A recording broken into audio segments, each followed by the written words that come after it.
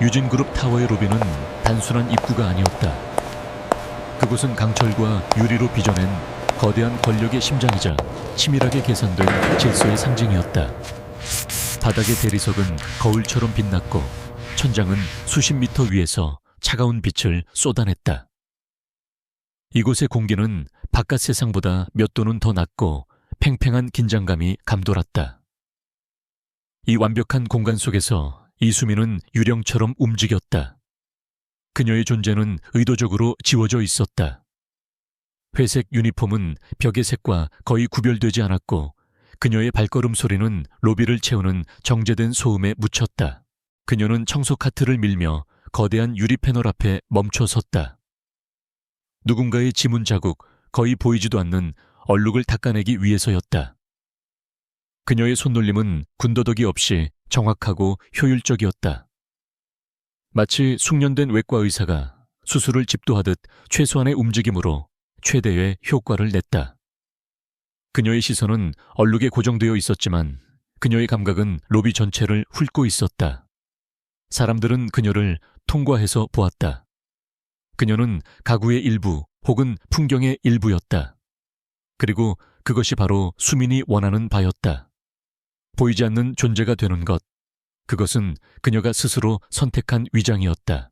그때 그 완벽한 질서에 균열이 생겼다. 날카로운 비명소리가 대리석 바닥에 부딪혀 산산조각 났다. 로비 중앙 거대한 분수대 근처에서 값비싼 옷을 입은 작은 남자아이가 바닥에 쓰러져 발버둥 치고 있었다.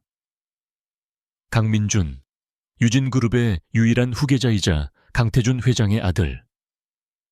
아이는 숨을 제대로 쉬지 못하고 헐떡이며 비명을 질렀다. 극심한 공황 발작이었다. 아이의 주변을 검은 정장을 입은 경호원들과 당황한 비서가 둘러쌌지만 그들의 존재는 오히려 불길에 기름을 붓는 격이었다.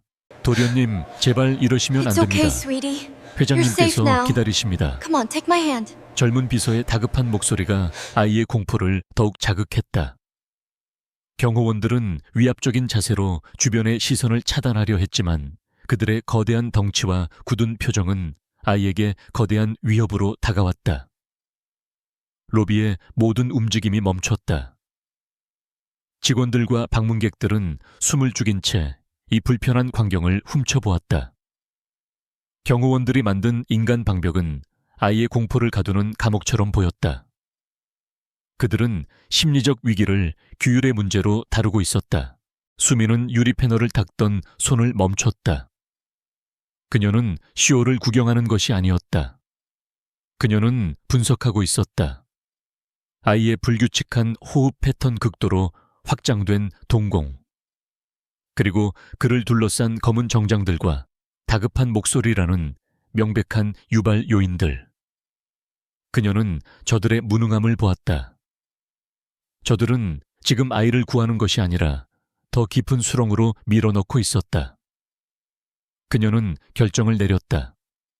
수민은 조용히 걸레를 내려놓고 청소 카트에서 작은 투명한 병 하나를 집어들었다.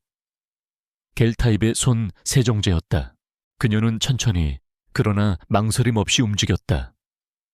아이를 향해 직선으로 다가가지 않고 위협적이지 않게 원을 그리며 접근했다. 그녀의 자세는 낮고 차분했다. 물러서 여긴 당신 구역이 아니야. 경호원 중 한 명이 그녀를 막아섰지만 수민은 그를 무시했다. 그녀는 아무 말도 하지 않았다. 아이와 몇 걸음 떨어진 곳에서 그녀는 천천히 무릎을 꿇었다. 아이의 겁에 질린 시선보다 자신을 낮추기 위해서였다. 아이는 거의 경련을 일으키듯 울부짖고 있었다. 수민은 투명한 개를 손바닥에 조금 짰다. 그리고 천천히 양손을 비볐다. 그런 다음 두 손을 모아 입으로 가져갔다. 그녀는 숨을 깊게 들이마신 뒤 천천히 불었다. 그녀의 손에서 작고 불완전하지만 반짝이는 비눗방울들이 피어올랐다. 방울들은 로비의 차가운 조명 아래 무지개 빛을 띠며 공포에 질린 아이를 향해 느릿느릿 날아갔다. 아이의 비명이 순간적으로 멈칫했다.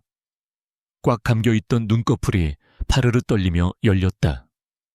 작은 비눗방울 하나가 아이의 손등에 내려앉아 톡 터지며 작은 물방울 자국을 남겼다. 수미는 미소 짓지 않았다. 그녀는 평온하고 중립적인 표정을 유지했다. 그녀는 숨을 불어넣으며 작고 규칙적인 후 소리를 냈다.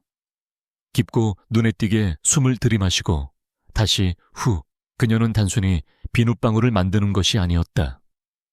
그녀는 복식 호흡을 시연하고 있었다. 아이의 패닉에 찬 가쁜 숨소리가 무의식적으로 그녀의 리듬을 따라 하기 시작했다. 들이마시고 후. 수미는 다시 한 무리의 비눗방울을 불어냈다. 경호원들은 얼어붙은 듯 침묵했고 안절부절 못하던 비서도 입을 다물었다. 로비는 아이의 거친 숨소리가 점차 잦아드는 소리 외에는 거의 완벽한 정적에 휩싸였다. 같은 시각 건물 가장 높은 층. 도시 전체를 발 아래 둔 회장실. 강태준은 고해상도 모니터를 통해 로비의 보안 카메라 영상을 지켜보고 있었다. 40대의 그는 날카롭고 강렬한 눈빛을 지닌 남자였다. 그는 아들의 도착을 초조하게 기다리고 있었고 그 초조함은 곧 분노로 그리고 발작이 시작되자 차가운 공포로 변했다. 그는 수백만 달러짜리 경호팀이 속수무책으로 실패하는 것을 지켜보았다. 자신의 비서가 상황을 더 악화시키는 것을 지켜보았다.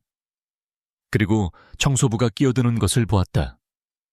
그는 처음엔 그녀가 쓸모없는 짓을 하리라 예상하며 경멸했다. 그는 여자가 무릎을 꿇는 것을 보았다. 비눗방울을 보았다. 그의 눈이 가늘어졌다. 그는 화면을 확대했다.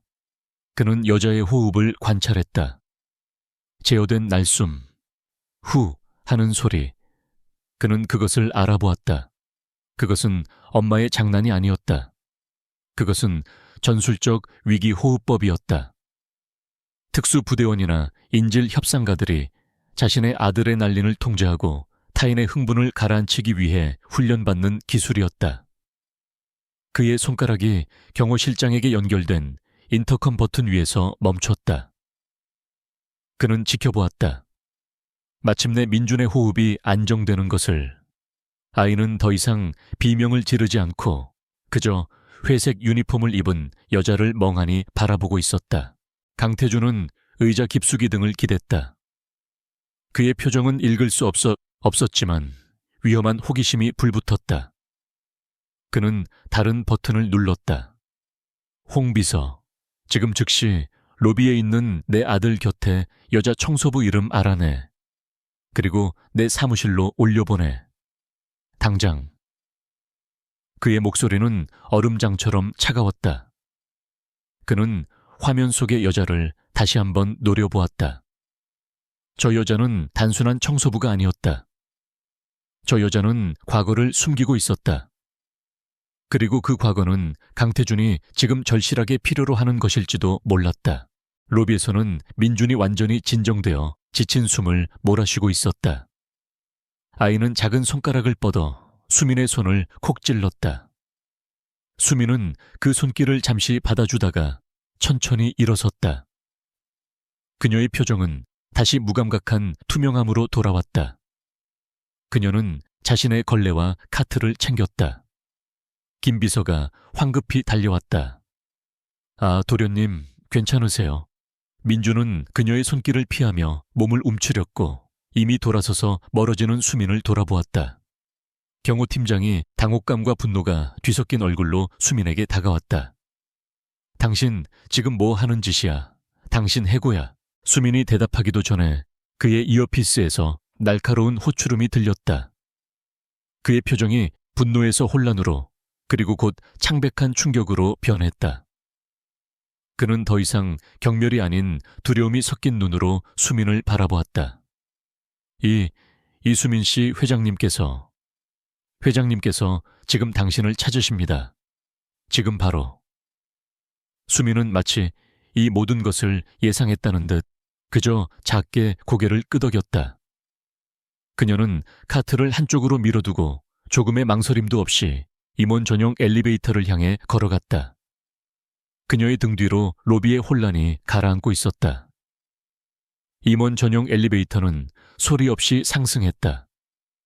그 내부는 어두운 마호가니와 차가운 스테인리스 스틸로 마감되어 방금 전까지 그녀가 밀던 청소 카트에 긁힌 플라스틱과는 다른 차원의 물질로 이루어진 듯 했다. 이수민은 자신의 모습을 비추는 거울 같은 벽면을 바라보았다. 땀과 소독약 냄새가 희미하게 밴 값싼 회색 유니폼. 그녀의 존재는 이 호화로운 금속 상자 안에서 노골적인 이질감을 자아냈다.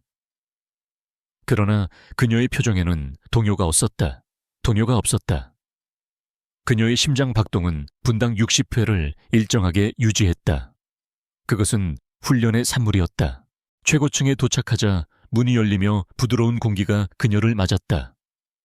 이곳은 로비의 분주함과는 달리 값비싼 양탄자가 모든 소리를 집어삼키는 고유한 권력의 공간이었다. 시선이 느껴졌다. 복도 끝 회장실 입구를 지키는 비서실 직원들이었다. 그들은 노골적인 경멸이나 호기심 대신 잘 훈련된 무관심으로 그녀를 훑어보았다. 하지만 그들의 눈빛에는 어떻게 감히 청소부가 이곳에라는 의문이 숨겨져 있었다. 2층에서 청소는 정규 업무 시간 이후 아무도 없을 때 이루어지는 은밀한 작업이었다. 홍 비서가 그녀를 기다리고 있었다. 로비에서 아이 곁에 있던 그 젊은 비서가 아니었다. 이 남자는 40대 중반으로 보였고 완벽하게 재단된 양복을 입고 있었다. 그의 얼굴은 감정을 드러내지 않았지만 수민을 위아래로 훑어보는 그의 시선은 마치 현미경 같았다. 그는 그녀의 신발에 묻은 보이지 않는 먼지까지 꿰뚫어 보는 듯했다. 이쪽입니다. 그의 목소리는 낮고 건조했다. 그는 그녀가 감히 회장실 앞 카펫을 더럽히기라도 할까봐 걱정하는 사람처럼 보였다. 수민은 묵묵히 그를 따랐다. 거대한 이중문 앞에 멈춰 서자 홍 비서는 더 이상 그녀를 쳐다보지 않고 문을 향해 가볍게 노크했다. 회장님, 이수민 씨 도착했습니다. 안에서 낮고 울리는 목소리가 들려왔다. 들어오라고 해. 홍 비서는 문을 열어주며 수민에게 비키라는 듯한 미묘한 손짓을 했다. 그는 그녀와 함께 들어가지 않았다. 문은 그녀의 등 뒤에서 묵직한 소리를 내며 닫혔다. 방 안에는 오직 한 사람 유진그룹의 심장인 강태준 회장뿐이었다. 사무실은 거대했다. 한쪽 벽면 전체가 통유리로 되어 서울의 스카이라인을 거침없이 내려다보고 있었다. 방 안의 가구들은 최소한으로 배치되었지만 하나하나가 예술 작품처럼 보였다. 강태준은 창가에 서서 도시를 내려다보고 있었다. 그는 방금 전 모니터로 보던 그 모습 그대로였다. 압도적인 존재감 그리고 통제력. 그는 수민이 방 한가운데에 서서 기다리는 동안에도 한동안 돌아보지 않았다. 방 안에는 그의 값비싼 양복에서 나는 희미한 향과 가죽 냄새만이 감돌았다. 마침내 그가 돌아섰다. 그의 눈은 스캔하는 기계처럼 그녀를 훑었다. 그 눈빛에는 로비에서 본 아들에 대한 고마움이나 직원에 대한 온정 같은 것은 전혀 없었다. 오직 차가운 분석과 의문만이 존재했다. 앉으라는 말은 안 하겠다. 그가 입을 열었다. 당신이 누군지 알 테니까. 수민은 침묵을 지켰다. 그녀의 역할은 여전히 청소부였다. 이수민, 32살, 1년 전 유진그룹 자회사인 유진서비스의 환경미화원으로 입사. 이전 경력 없음, 고아원 출신, 최종 학력 고졸 검정고시. 내가 놓친 게 있나? 수민은 천천히 고개를 저었다. 없습니다, 회장님. 그녀의 목소리는 평탄했다. 거짓말. 강태준이 즉각 받아쳤다. 그는 거대한 책상으로 걸어가 태블릿 PC를 집어들었다. 로비에서 내 아들에게 한 행동, 그건 어디서 배웠지? 수민은 준비된 대답을 내놓았다. TV에서 본 적이 있습니다. 아이를 키워본 적은 없지만 비슷한 다큐멘터리를. 거짓말하지 마. 강태준의 목소리가 얼음처럼 날카로워졌다. 그건 위기 상황 심리 이완 기법이다. 호흡 조절을 통한 공황 발작 통제술이지. 특수부대나 정보기관에서 요원들이 극도의 스트레스 상황에서 자신을 통제하거나 인지를 안정시킬 때 쓰는 기술이야. TV 다큐멘터리 따위에서 배울 수 있는 게 아니란 말이다. 그는 태블릿 화면을 그녀 쪽으로 돌렸다. 화면에는 그녀의 사진이 떠 있었다. 지금보다 10년은 젊고 머리는 짧았으며 전투복을 입고 있는 모습이었다. 사진 위에는 붉은색 기밀 도장이 찍혀 있었다. 국가정보원 대테러 7팀, 코드네임 고스트. 수민의 눈동자가 아주 미세하게 흔들렸다. 그것은 1초도 안 되는 순간이었지만 강태준은 놓치지 않았다. 그녀의 어깨가 미세하게 경직되었다. 청소부의 구부정한 자세가 사라지고 훈련받은 요원의 고든 자세가 드러났다. 이수민은 당신이 만든 유령인가? 아니면 고스트가 진짜 당신인가? 무엇을 원하십니까? 수민의 목소리가 변했다. 이전의 평탄함은 사라지고 차갑고 건조한 음성이 튀어나왔다. 더 이상 질문에 대답하는 직원이 아니었다. 그녀는 상황을 파악하려는 요원이었다. 강태준은 만족스러운 듯 희미하게 입꼬리를 올렸다. 그 모습이군. 내가 찾던 게. 그는 태블릿을 내려놓고 다시 창가로 걸어갔다. 내 아들 민준이의 상태가 어떤 것 같나? 공황 발작, 하지만 단순한 발작이 아닙니다. 특정 자극에 대한 극단적인 트라우마 반응입니다. 수민이 즉각 대답했다. 검은 정장, 위압적인 남성들, 닫힌 공간, 누군가 의도적으로 아이에게 공포를 심었거나 아이가 끔찍한 것을 목격했습니다. 정확해. 강태준의 목소리에 쓴맛이 배어났다. 내 아들은 표적이 됐다. 놈들은 내 아들을 이용해서 나를 흔들려고 해. 로비에서 본 내 경호팀. 그들은 총알을 막는 법은 알지만 보이지 않는 위협, 심리적인 공격에는 무용지물이야. 오히려 그들 자신이 위협 요소가 되고 있지. 그는 돌아섰다. 그의 눈이 수민을 꿰뚫었다. 나는 당신 같은 사람이 필요해. 보이지 않는 사람. 아무도 경계하지 않는 사람. 하지만 모든 것을 볼 수 있는 사람. 그림자 속에서 움직이며 진짜 위협을 찾아낼 수 있는 사람 말이야. 수민은 기다렸다. 본론이 나올 차례였다. 이스탄불 사건.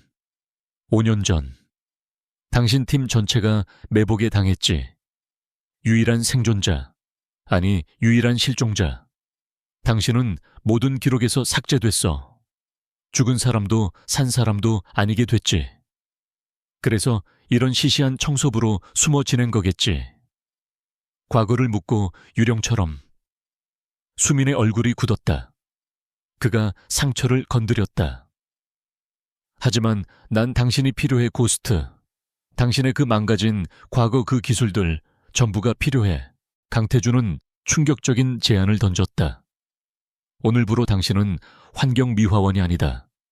내 직속 특별조정보좌역으로 임명하지. 직함은 허울 뿐이야. 아무도 당신의 진짜 인물을 몰라. 홍비서조차도. 그는 수민에게 다가왔다. 당신의 임무는 단 하나. 내 아들 강민준을 지키는 거다. 24시간. 그림자처럼. 그리고 누가 감히 내 아들을 건드렸는지 알아내.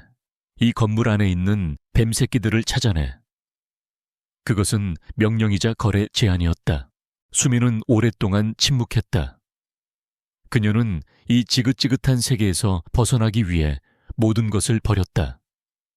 이름도 과거도 동료들의 무덤도 뒤로 하고 도망쳤다. 그런데 지금 이 남자가 그 모든 것을 다시 끄집어내려 하고 있었다. 그녀는 창밖의 도시를 보았다. 저 아래 어딘가에 그녀가 지키려 했던 것들이 있었다. 그리고 로비에서 보았던 비눗방울을 향해 떨리는 손을 뻗던 그 작은 아이의 눈이 떠올랐다. 그 눈은 5년 전 이스탄불의 화염 속에서 보았던 무고한 희생자들의 눈과 닮아 있었다. 그녀가 다시 입을 열었을 때 그녀는 완벽한 고스트로 돌아와 있었다. 조건이 있습니다. 강태준이 고개를 끄덕였다. 말해. 첫째, 제 신분에 대한 완벽한 보안. 회장님 외에는 아무도 제 과거를 알아선 안 됩니다. 둘째, 모든 구역에 대한 접근 권한. 보안실, 서버실, 그리고 부회장실을 포함한 모든 임원실까지. 셋째, 기존 경호팀은 제 지시를 따르지 않지만 제 활동을 방해해서도 안 됩니다. 저는 그들과 별개로 움직입니다. 강태준의 얼굴에 처음으로 진짜 미소가 어렸다. 그것은 차가운 승자의 미소였다. 좋아, 조건 수락하지. 홍 비서가 당신의 새 신분증과 필요한 모든 것을 처리해 줄 거야.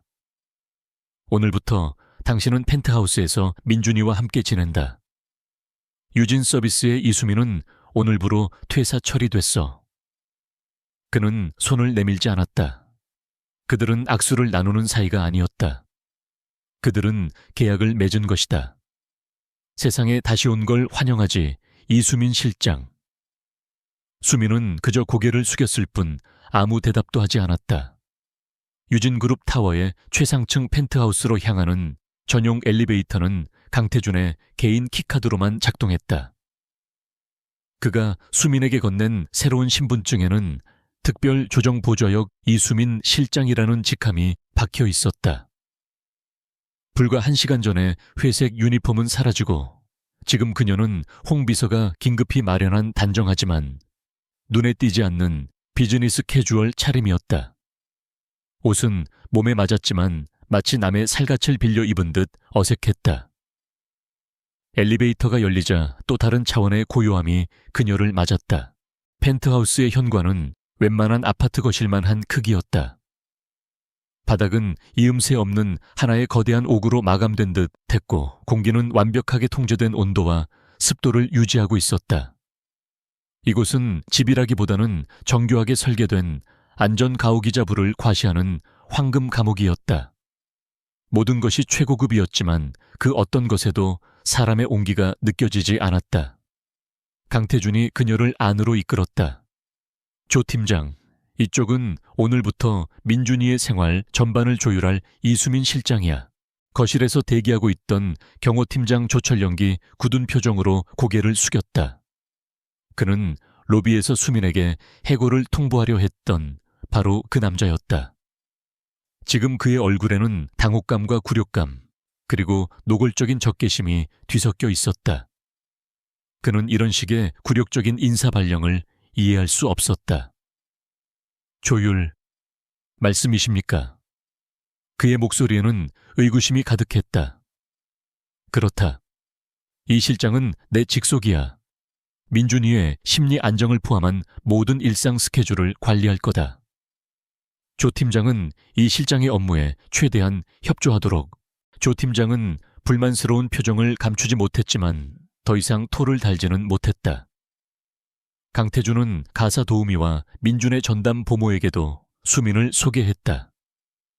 그들의 시선 역시 곱지 않았다. 갑자기 낙하산을 타고 내려와 안주인의 영역을 침범한 이 젊은 여자에 대한 경계심이 역력했다. 수민은 그 모든 시선을 무감각하게 받아내며 짧게 목례만 했다.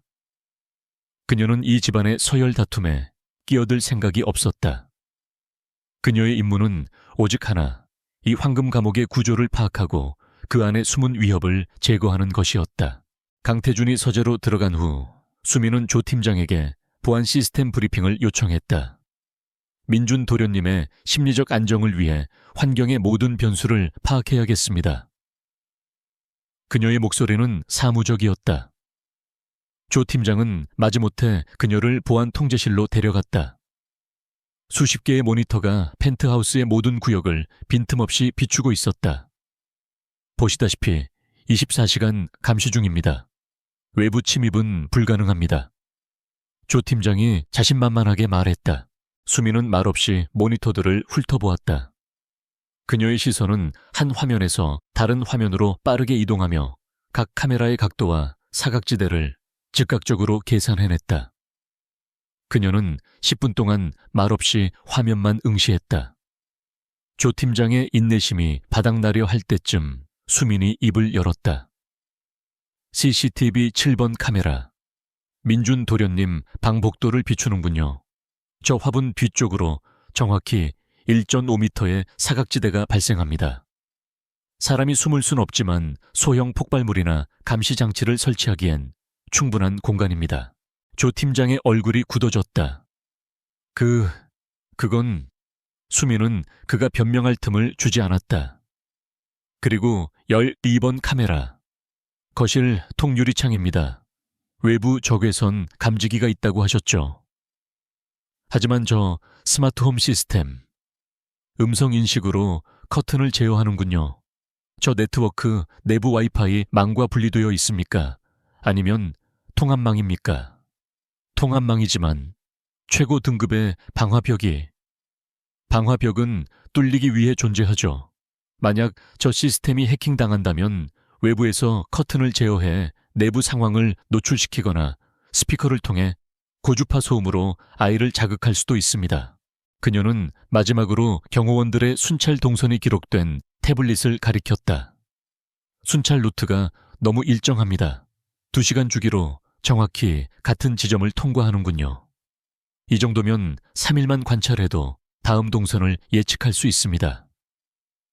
조철영의 얼굴은 이제 굴욕감을 넘어 경악으로 변해 있었다. 이 여자는 청소부가 아니었다.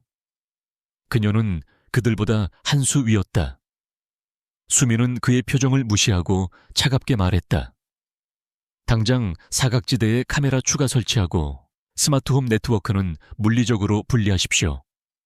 순찰 루트는 불규칙 난수로 재조정하고요. 민준 도련님의 안전을 위해서입니다. 수민은 조 팀장을 뒤로 하고 민준의 방으로 향했다. 방은 아이의 방이라기엔 너무 크고 차가웠다. 최고급 장난감들이 박물관의 전시물처럼 진열되어 있었지만 어느 것 하나 아이의 손길이 닿음은 흔적이 없었다. 민준은 방구석 창가에 등을 기댄 채 무릎을 끌어안고 앉아 있었다. 텅 빈 눈으로 창밖의 하늘만 바라보고 있었다. 보모가 아이 옆에서 안절부절 못하며 책을 읽어주려 했지만 아이는 아무런 반응도 보이지 않았다. 수민은 보모에게 조용히 나가보라는 손짓을 했다. 방 안에는 2사람만 남았다. 수민은 아이에게 다가가지 않았다. 그녀는 로비에서처럼 아이의 공간을 침범하지 않았다. 대신 아이와 몇 미터 떨어진 바닥에 똑같이 무릎을 끌어안고 앉았다. 그녀 역시 민준처럼 창밖을 바라보았다. 어떤 말도 하지 않았다. 장난감을 권하지도 이름을 부르지도 않았다. 그저 그곳에 함께 존재했다. 민준의 작은 어깨가 경직되는 것이 느껴졌다. 하지만 수민이 아무런 위협도 가하지 않자 아이의 긴장은 서서히 누그러졌다. 그렇게 1시간이 흘렀다. 며칠이 지났다. 수민의 일과는 단순했다. 그녀는 민준의 그림자처럼 움직였다.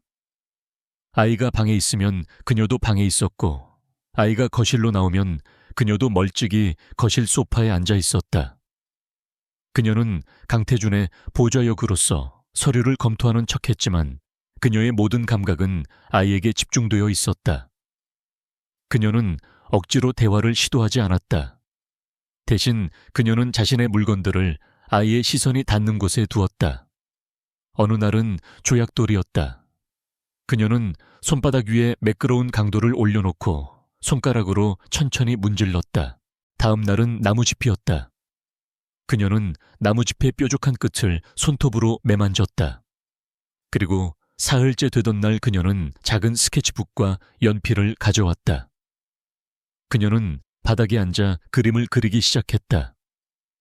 집 나무 구름, 아주 단순한 형태들이었다. 연필이 종기에 스치는 사각사각 소리가 조용한 방을 채웠다.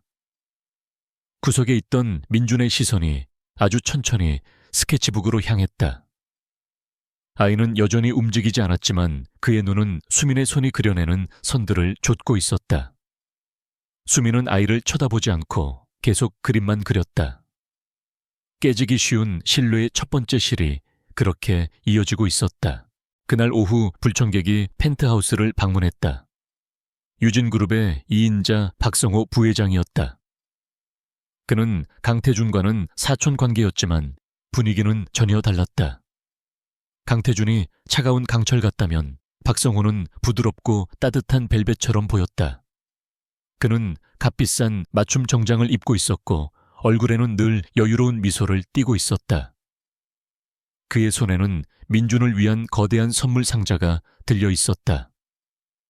아이고, 우리 민준이 숙부가 왔는데 얼굴 좀 보여줘야지. 로비에서 그렇게 놀랐다면서 박성호의 목소리가 울려 퍼지는 순간 거실 구석에서 스케치북을 훔쳐보던 민준의 몸이 얼어붙었다. 아이의 호흡이 가빠지기 시작했다. 로비에서와 같은 극심한 발작은 아니었지만 수민은 즉각적으로 그 공포를 감지했다.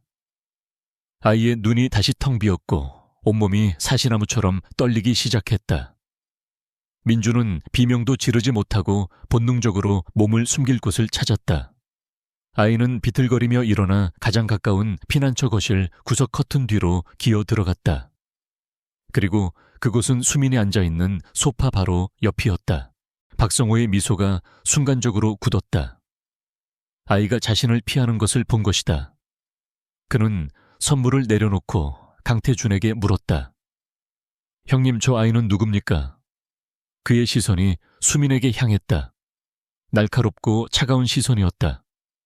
아, 박 부회장, 인사하게. 이번에 새로운 이수민 실장이야. 민준이의 케어를 전담하게 됐네. 강태준이 태연하게 대답했다.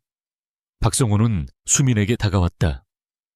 그는 여전히 미소를 짓고 있었지만 그 눈은 웃고 있지 않았다. 포식자의 눈이었다. 이 실장이라 반갑습니다. 우리 민준이가 심리적으로 좀 예민해서요. 관련 전공이라도 하셨나 봅니다. 그것은 단순한 질문이 아니었다. 시험이었다. 수민은 자리에서 일어나지 않고 서류에서 눈을 떼지 않은 채 대답했다. 전공자는 아닙니다, 부회장님.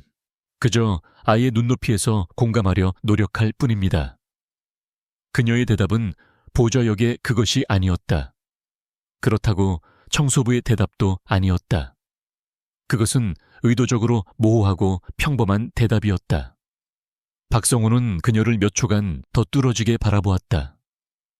그는 수민에게서 어떤 위협도 감지하지 못했지만 동시에 어떤 정보도 얻을 수 없었다. 이 여자는 텅 비어 있는 것처럼 보였다. 그렇습니까? 부디 우리 민준이 잘 부탁드립니다. 박성호는 부드럽게 말하며 돌아섰다. 그는 강태준과 몇 마디 업무 이야기를 나누고는 펜트하우스를 떠났다. 엘리베이터 문이 닫히기 직전 그의 따뜻했던 미소는 완전히 사라졌다. 그의 표정은 얼음장처럼 차가워졌다. 이수민 실장. 그는 그 이름을 곱씹었다. 아이가 자신의 목소리를 듣고 공포에 질려 숨은 곳이 하필 그 여자 옆이었다. 우연일까 박성호는 우연을 믿지 않았다. 그는 비서에게 전화를 걸었다. 지금 당장 이수민이라는 여자 뒷조사 좀 해봐. 오늘부로 채용된 여자야. 샅샅이 뒤져. 펜트하우스 안박성호가 떠나자마자 수민은 서류를 덮었다. 그녀는 커튼 뒤에서 여전히 떨고 있는 민준을 향해 돌아보지 않았다. 대신 그녀는 서재로 들어가는 강태준을 향해 조용히 말했다. 회장님. 강태준이 멈춰 섰다. 확실합니다. 방금 전 아이의 반응 보셨습니까? 강태준의 턱이 딱딱하게 굳었다. 봤네. 박성호 부회장입니다. 아이의 공황 발작을 유발하는 트리거는 바로 저 사람입니다. 수민의 목소리에는 일말의 망설임도 없었다. 전쟁의 서막이 올랐다. 박성호 부회장의 사무실은 강태준의 사무실과는 정반대의 분위기를 풍겼다. 강태준의 공간이 차가운 미니멀리즘으로 가득 찼다면 박의 공간은 고풍스러운 예술품과 짙은 색의 목재 가구로 채워져 있었다.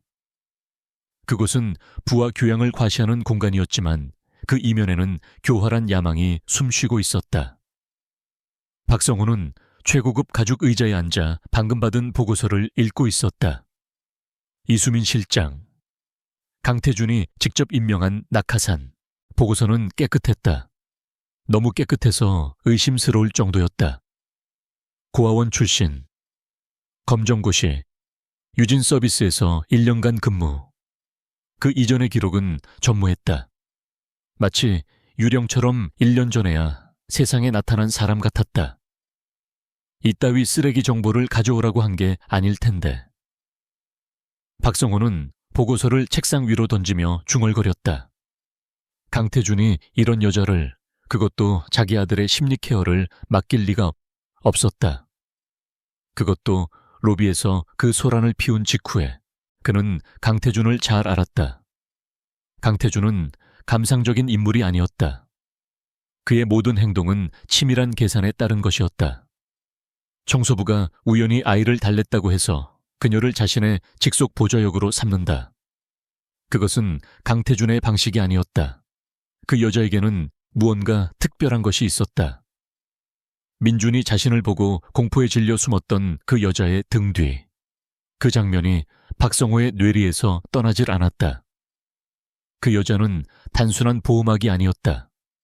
무기였다. 박성호는 일반적인 경로로는 답을 찾을 수 없음을 깨달았다. 그는 자신의 사무실 깊숙한 곳에 숨겨진 암호화된 위성 전화를 꺼내 들었다. 이 전화는 유진그룹의 그 누구도, 심지어 강태준조차도 모르는 그의 개인적인 보험이었다. 그는 짧은 번호를 눌렀다. 신호음이 몇 번 울린 뒤 목소리가 변조된 음성이 들려왔다. 말씀하십시오. 사람을 하나 찾아야겠다. 30대 초반 여성. 이름은 이수민. 하지만 그건 가명일 가능성이 높다.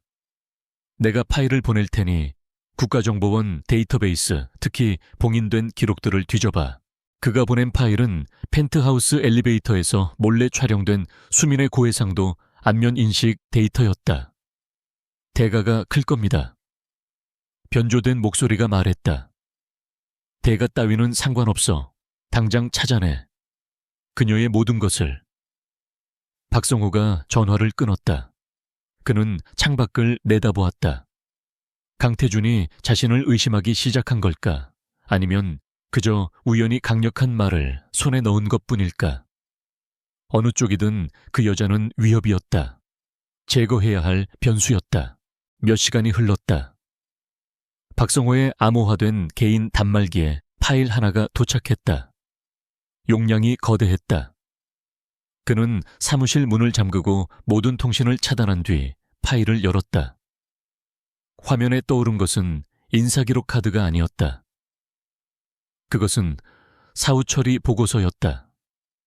붉은색 1급 기밀 도장이 찍힌 5년 전 이스탄불에서 발생한 대참사의 기록이었다. 국정원 대테러 7팀, 작전명 바실리스크, 팀원 전원 사망, 박성호의 피가 차갑게 식었다. 그는 스크롤을 내렸다. 팀원들의 사진이 나열되어 있었다. 그리고 마지막에 코드네임 고스트라는 이름과 함께 익숙한 얼굴이 있었다. 10년은 더 젊었지만 그 차갑고 텅 빈 눈은 틀림없는 이수민이었다. 상태 작전 중 실종 MIA. 사실상 사망 처리.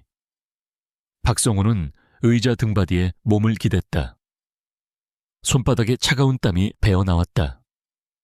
이스탄불 7팀. 그는 그 이름을 기억했다. 잊을 수가 없었다. 5년 전 그가 유진그룹의 부회장 자리를 놓고 다른 사촌들과 치열한 암투를 벌이고 있을 때였다. 그에게는 강력한 정치적 후원자가 필요했다. 그는 당시 여당의 실세와 접촉했고 그 실세는 그에게 작은 부탁을 하나 했다. 해외에서 활동 중인 국정원 비밀팀의 위치 정보. 박성호는 유진그룹의 해외 지사 네트워크를 이용해 그 정보를 빼돌려 넘겼다. 그 대가로 그는 막대한 정치 자금을 손에 쥐었고 경쟁자들을 누르고 부회장 자리에 올랐다. 그가 팔아넘긴 정보가 바로 7팀의 위치였다. 그는 자신이 전멸시킨 팀의 유일한 생존자를 마주하고 있었던 것이다. 수민은 단순한 생존자가 아니었다. 그녀는 복수를 위해 돌아온 유령이었다. 강태준이 그녀를 고용한 것이 아니었다. 강태준이 그녀를 찾아낸 것이다. 그렇다면 강태준은 어디까지 알고 있는가? 그가 5년 전의 거래를 알고 있는가?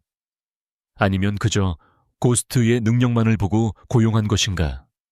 박성호는 후자이길 바랐지만 최악의 경우를 대비해야 했다. 박성호는 즉시 행동에 나섰다. 그는 더 이상 수민을 떠볼 시간이 없었다. 그는 그녀를 시험하는 동시에 강태준에게 강력한 경고를 날려야 했다. 그는 수민을 무능한 보호자로 만들어 쫓아낼 기회를 노렸다.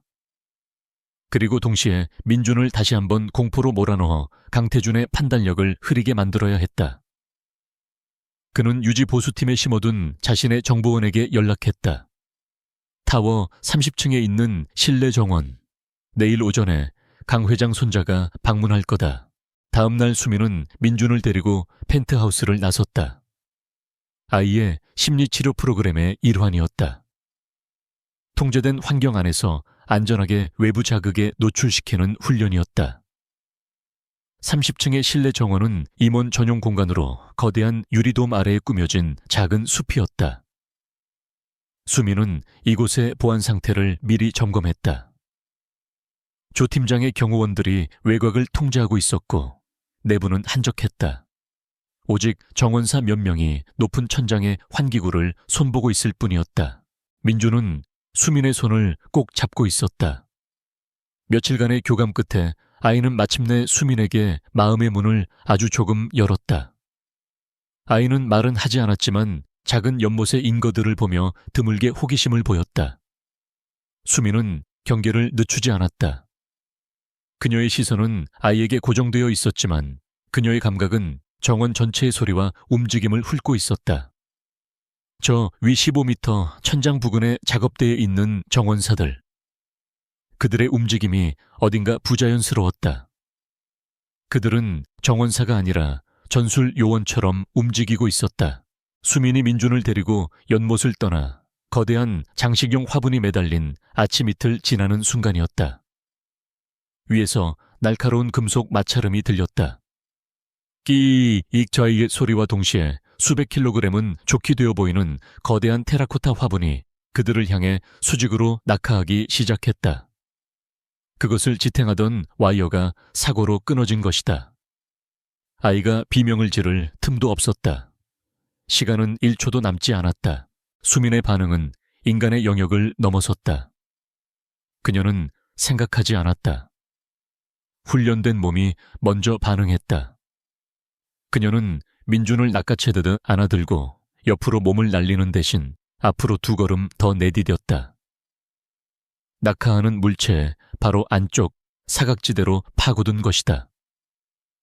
거대한 화분이 그들이 불과 1초 전에 서 있던 대리석 바닥을 강타하며 산산조각 났다. 흙과 파편이 사방으로 튀었다. 쾅 하는 굉음이 정원을 울렸다. 수민은 민준을 품에 안은 채 바닥을 굴렀다. 그녀는 즉시 몸을 일으켜 아이를 자신의 등 뒤로 숨겼다. 그녀의 온몸은 흙투성이었지만 상처는 없었다. 민준은 숨조차 쉬지 못하고 극도의 공포에 질려 떨고 있었다. 수민의 눈은 차갑게 불타오르며 위쪽의 작업대를 노려보았다. 정원사들이 당황한 척 소리치며 아래를 내려다보고 있었다. 이런 괜찮으십니까? 그들의 영인은 서툴렀다. 조 팀장의 경호원들이 뒤늦게 달려왔다. 무슨 일입니까? 괜찮으십니까? 도련님. 그들은 박살난 화분을 보며 경악했다. 그리고 그때 박성호 부회장이 마치 기다렸다는 듯이 모습을 드러냈다. 그는 비서진을 대동하고 있었고 얼굴에는 완벽하게 연출된 충격과 염려가 가득했다. 세상에 이게 무슨 일이야, 민준아 조카. 그는 민준에게 달려가려 했다. 매매 멈추시죠. 얼음장처럼 차가운 목소리가 그를 막아세웠다. 수민이었다. 그녀는 민준을 여전히 등 뒤에 숨긴 채 천천히 일어섰다. 그녀의 눈은 더 이상 청소부나 보좌역의 눈이 아니었다. 그것은 이스탄불의 화염 속에서 살아남은 고스트의 눈이었다. 가까이 오지 마십시오. 아이가 놀랐습니다. 박성호는 순간 당황했다. 이 여자가 감히 자신에게 명령을 했다. 이 실장, 지금 제정신인가? 아이가 다칠 뻔했는데 어떻게 된 거야? 경호는 제대로 한 건가? 그는 책임을 수민에게 돌리려 했다. 수민은 그를 무시하고 박살난 화분의 잔해로 걸어갔다. 그녀는 끊어진 와이어의 단면을 집어들었다. 단면은 오래되어 마모된 것이 아니었다. 누군가 의도적으로 구할 이상을 절단해 놓은 명백한 작업의 흔적이었다. 수민은 그 와이어 조각을 든 채 박성호를 향해 천천히 돌아섰다. 그녀는 아무 말도 하지 않았다. 그저 그를 꿰뚫어 볼 듯이 응시했다. 박성호의 얼굴에서 미소가 사라졌다. 저 눈빛. 그는 깨달았다. 이 여자는 모든 것을 알고 있다. 자신이 이 사고를 조작했다는 것을, 그리고 어쩌면 5년 전의 일까지도. 그의 시험은 실패했다. 그는 그녀의 능력을 확인한 것이 아니라 자신의 정체를 노출하고 말았다. 그는 자신이 거대한 뱀을 건드렸다는 것을 깨달았다. 그날 밤 펜트하우스. 강태준은 실내 정원의 CCTV 영상을 몇 번이고 돌려보고 있었다. 그의 얼굴은 분노로 창백했다. 사고가 아니었군. 그가 짓씹듯 말했다. 아닙니다. 수민이 조용히 대답했다. 그녀는 충격에 빠져 잠든 민준의 방에서 막 나오는 길이었다. 저를 시험하고 회장님께 경고를 보낸 겁니다. 그리고 실패했죠. 강태준은 주먹을 쥐었다. 박성호, 내 사촌놈이. 감히 내 아들을. 그는 적입니다. 수민의 목소리는 감정 없이 단호했다. 그리고 그는 이제 제가 단순한 보좌역이 아니라는 것을 알았습니다. 그는 저를 이스탄불의 유령으로 알아봤을 겁니다. 이스탄불. 강태준이 그녀를 돌아보았다. 그렇습니다. 그리고 박성호 부회장은 제 팀을 몰살시킨 그 정보 유출의 배후일 가능성이 매우 높습니다. 강태준의 눈이 커졌다. 이것은 단순한 경영권 다툼이 아니었다. 이것은 반역이자 피해 복수극이었다. 실내 정원에서의 사고 이후 펜트하우스의 공기는 얼음장처럼 차갑게 얼어붙었다. 강태준의 분노는 조용한 불길처럼 타올랐지만 그는 그것을 겉으로 드러내지 않았다.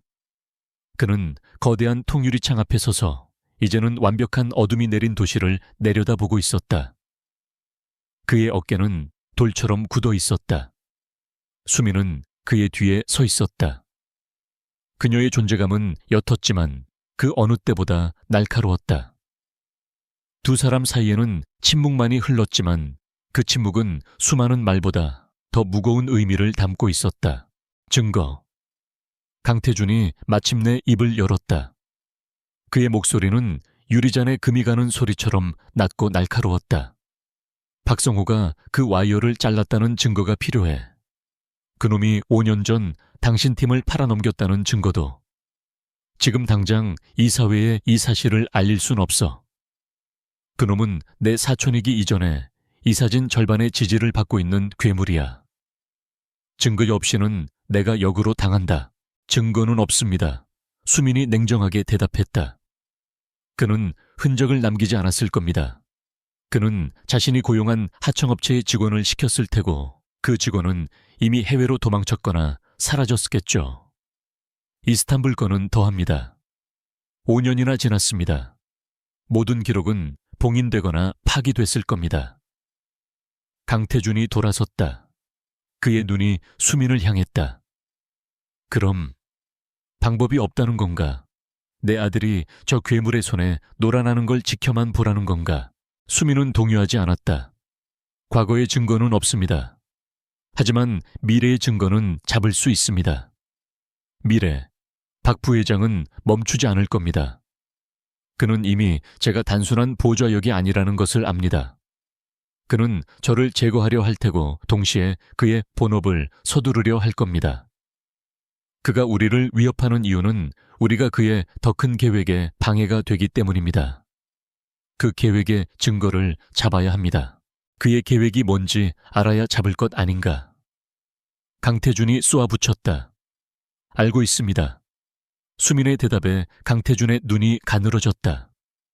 아니, 정확히는 그것을 본 증인이 있습니다. 수민의 시선이 펜트하우스 한쪽에 마련된 민준의 작은 놀이공간으로 향했다. 아이는 사고 이후 극심한 불안 증세를 보이다가 겨우 잠들어 있었다. 민준이 말인가 아이는 말을 못해.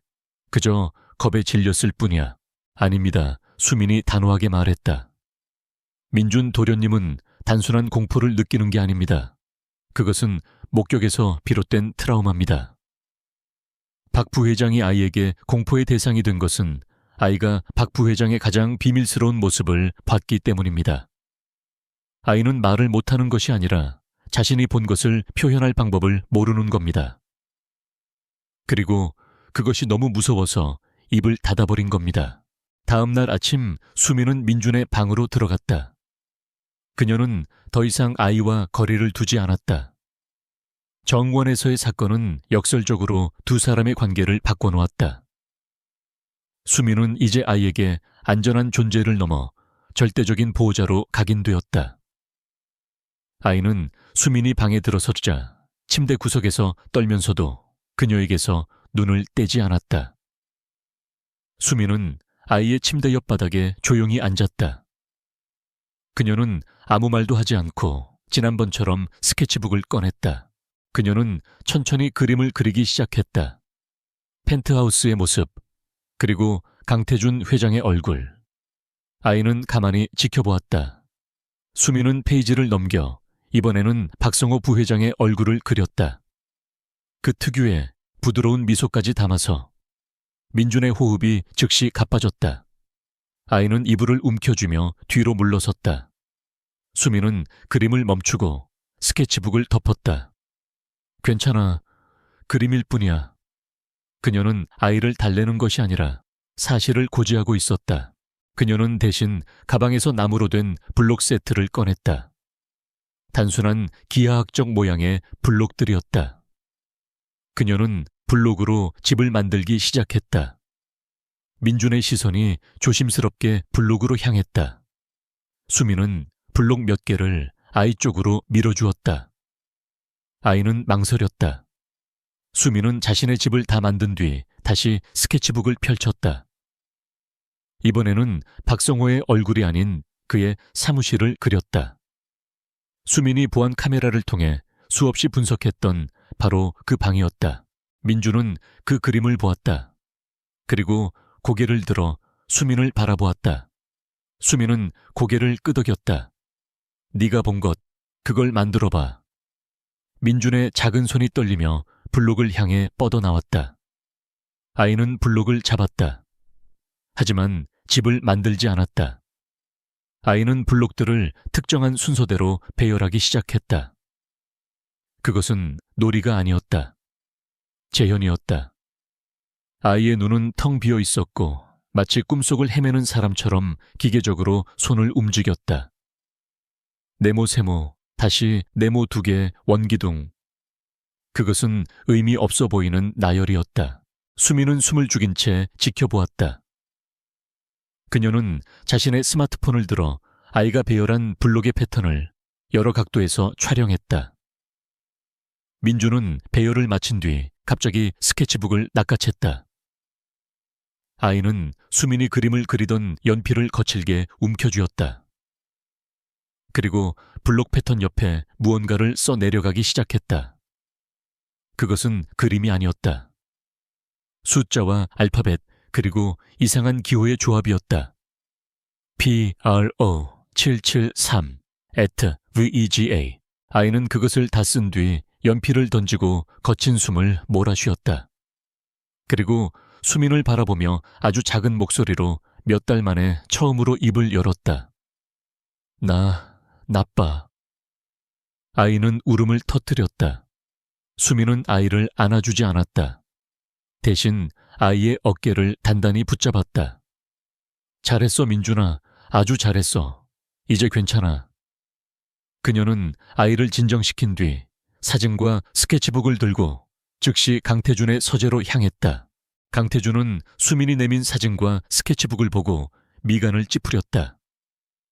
이게 뭔가 아이의 낙서인가? 아닙니다. 이것이 민준 도련님이 본 것입니다. 박 부회장의 사무실에서. 아마도 그의 금고거나 비밀 단말기일 겁니다. 수민이 블록 패턴 사진을 가리켰다. 이건 키패드의 배열이 아닙니다. 이건 지도입니다. 특정 위치를 나타내는 좌표입니다. 그녀는 재빨리 태블릿을 켜서 유진그룹이 소유한 전국의 부동산 위성사진을 띄웠다. 그녀는 블록의 배열과 일치하는 지형을 찾기 시작했다. 여기. 그녀가 한 지점을 확대했다. 경기도 외곽 산속에 숨겨진 박성호 부회장의 개인 별장이었다. 블록의 배열이 별장의 본관과 별차에 그리고 정원의 배치를 정확히 나타내고 있습니다. 그렇다면 이 낙서는 강태준이 스케치북을 가리켰다. PRO 773 @VEGA 강태준의 얼굴이 순식간에 굳어졌다. 프로. 그는 충격받은 목소리로 중얼거렸다. 프로메테스. 우리 그룹의 차세대 AI 반도체 핵심 기술 코드명이야. 대외비 중에 대외비지. 수민의 눈이 번뜩였다. 비이가는 베가캐피탈. 우리의 가장 강력한 해외 경쟁사. 최근 우리 기술을 빼내려다 몇 번이나 실패했던 놈들이야. 모든 조각이 맞춰졌다.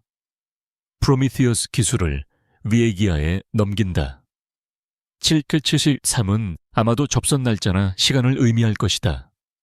민주는 박성호가 자신의 비밀 별장에서 유진그룹의 심장 기술을 해외 경쟁사에게 팔아넘기는 암호화된 거래 내용을 입력하는 것을 목격한 것이다. 그놈이 단순한 경영권 다툼이 아니라 회사를 통째로 팔아넘기려 한 거였어. 강태준의 목소리가 분노로 떨렸다. 그래서 아이를 위협한 겁니다. 수민이 결론 내렸다. 자신의 가장 치명적인 범죄 현장을 목격당했으니까요.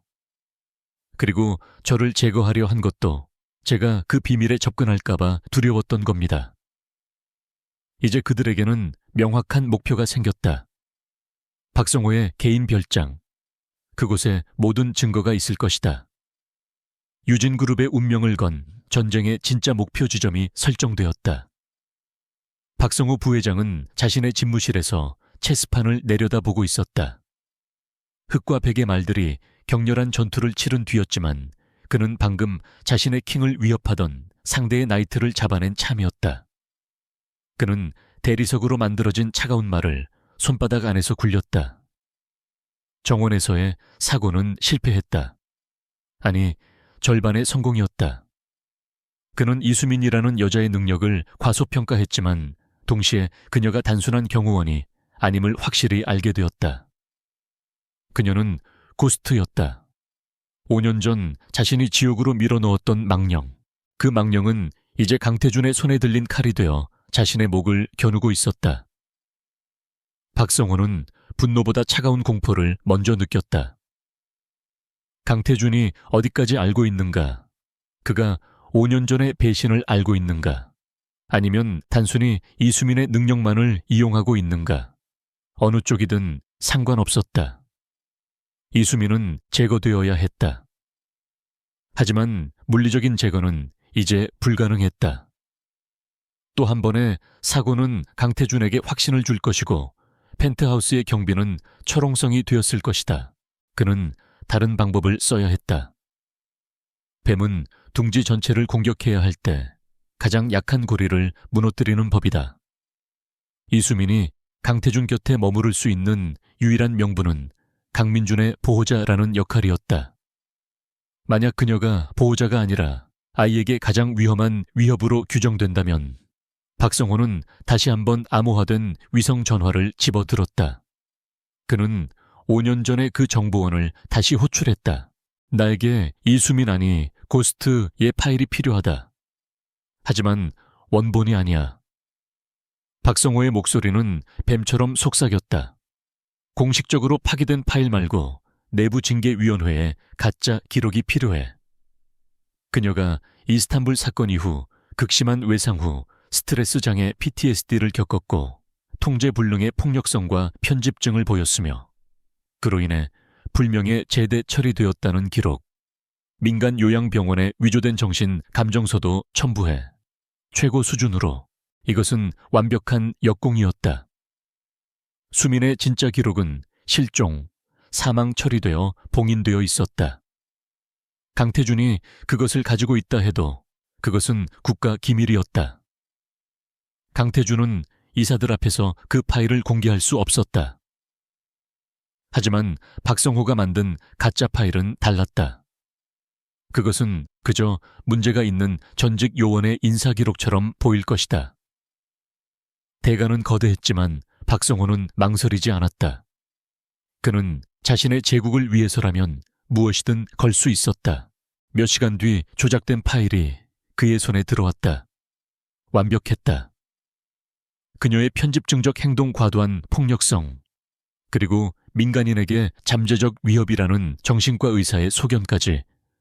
박성호는 미소를 지었다. 그는 이 파일을 들고 강태준에게 가지 않았다. 그것은 하수나 하는 짓이다. 그는 이사회의 핵심 이사 몇 명에게 이 파일을 익명으로 유출했다. 강태준의 독주를 견제하던 이사들, 그리고 박성호의 숨겨진 동맹들이었다. 폭풍은 즉각적으로 몰아쳤다. 다음 날 아침 강태준은 긴급 이사회 소집 요구가 아닌 몇몇 원로 이사들의 긴급 면담 요청을 받았다. 그들은 회의실이 아닌 강태준의 집무실로 직접 쳐들어왔다. 박성호도 그들 사이에 끼어 있었다. 그의 얼굴에는 형님, 이게 도대체 어떻게 된 일입니까? 라는 듯한 깊은 우려와 충격이 서려 있었다. 강 회장, 이게 사실인가? 가장 연장자인 김 이사가 위조된 파일을 책상 위에 내던졌다. 자네가 정신적으로 불안정한 전직 요원을, 그것도 폭력 성향이 있는 여자를 자네 아들 곁에 붙여놨단 말인가? 민준이의 안전을 위해서라면서. 또 다른 이사가 격앙된 목소리로 외쳤다. 로비에서 그 청소부가 아이를 달랜 것이 아니라 아이가 그 여자의 살기에 눌려 겁에 질렸던 것 아닌가? 정원에서의 사고도 그 여자가 무리하게 아이를 끌고 다니다 벌어진 일이라는 보고가 있네. 짠네. 강태준은 얼음처럼 차가운 표정으로 파일들을 훑어보았다. 완벽한 조작이었다. 그는 이것이 박성호의 지심을 알았지만 반박할 방법이 없었다. 그가 이 파일은 가짜다. 진짜 파일은 국가 1급 기밀이라 보여줄 수 없다라고 말하는 순간 그는 이사회의 신뢰를 완전히 잃게 될 것이다. 이사들은 그가 무언가를 숨기기 위해 거짓말을 한다고 생각할 터였다. 박성호가 치명적인 함정을 판 것이다. 박성호가 나섰다. 그의 목소리는 슬픔과 비통함으로 가득 차 있었다. 형님, 저도 믿고 싶지 않았습니다. 하지만 이수민 실장이 펜트하우스에 들어온 이후로 민준이의 상태가 더 나빠졌다는 보고를 받았습니다. 아이가 밤마다 악몽을 꾸고 이제는 이 실장만 봐도 경기를 일으킨다고 합니다.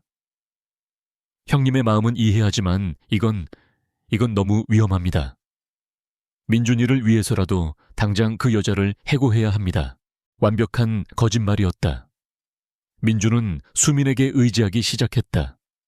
하지만 강태준은 그것을 증명할 수 없었다. 민준이 이사들 앞에서 수민을 따른다고 해도 그들은 그것을 스톡홀름 증후군이나 아이가 위협에 굴복한 것이라 치부할 터였다. 강태준은 자신의 집무실에서 자신의 이사들에게 포위당했다. 그들은 모두 박성호의 교활한 연극에 놀아나고 있었다. 강태준은 수민을 바라보았다. 그녀는 회장의 지시에 따라 이 면담에 배석하고 있었다. 그녀는 방 한구석에 그림자처럼 서 있었다. 그녀의 표정은 평온했다. 마치 이 모든 사태를 예상했다는 듯이. 그녀는 자신을 향한 이사들의 비난과 경멸의 시선을 덤덤히 받아내고 있었다. 그녀의 그 평온함이 오히려 이사들의 의심을 부채질했다. 저것 보게 저 무감각한 표정. 저게 어찌 정상인의 반응인가. 강태준은 결단을 내려야 했다. 여기서 이수민을 감싸고 도는 것은 자살 행위였다. 이사회의 신뢰를 잃는 순간 박성호는 즉시 임시 주주총회를 소집해 자신을 회장직에서 끌어내리려 할 것이다. 그는 이길 수 없는 싸움에서는 한 발 물러서야 함을 알았다. 그는 박성호를 노려보았다.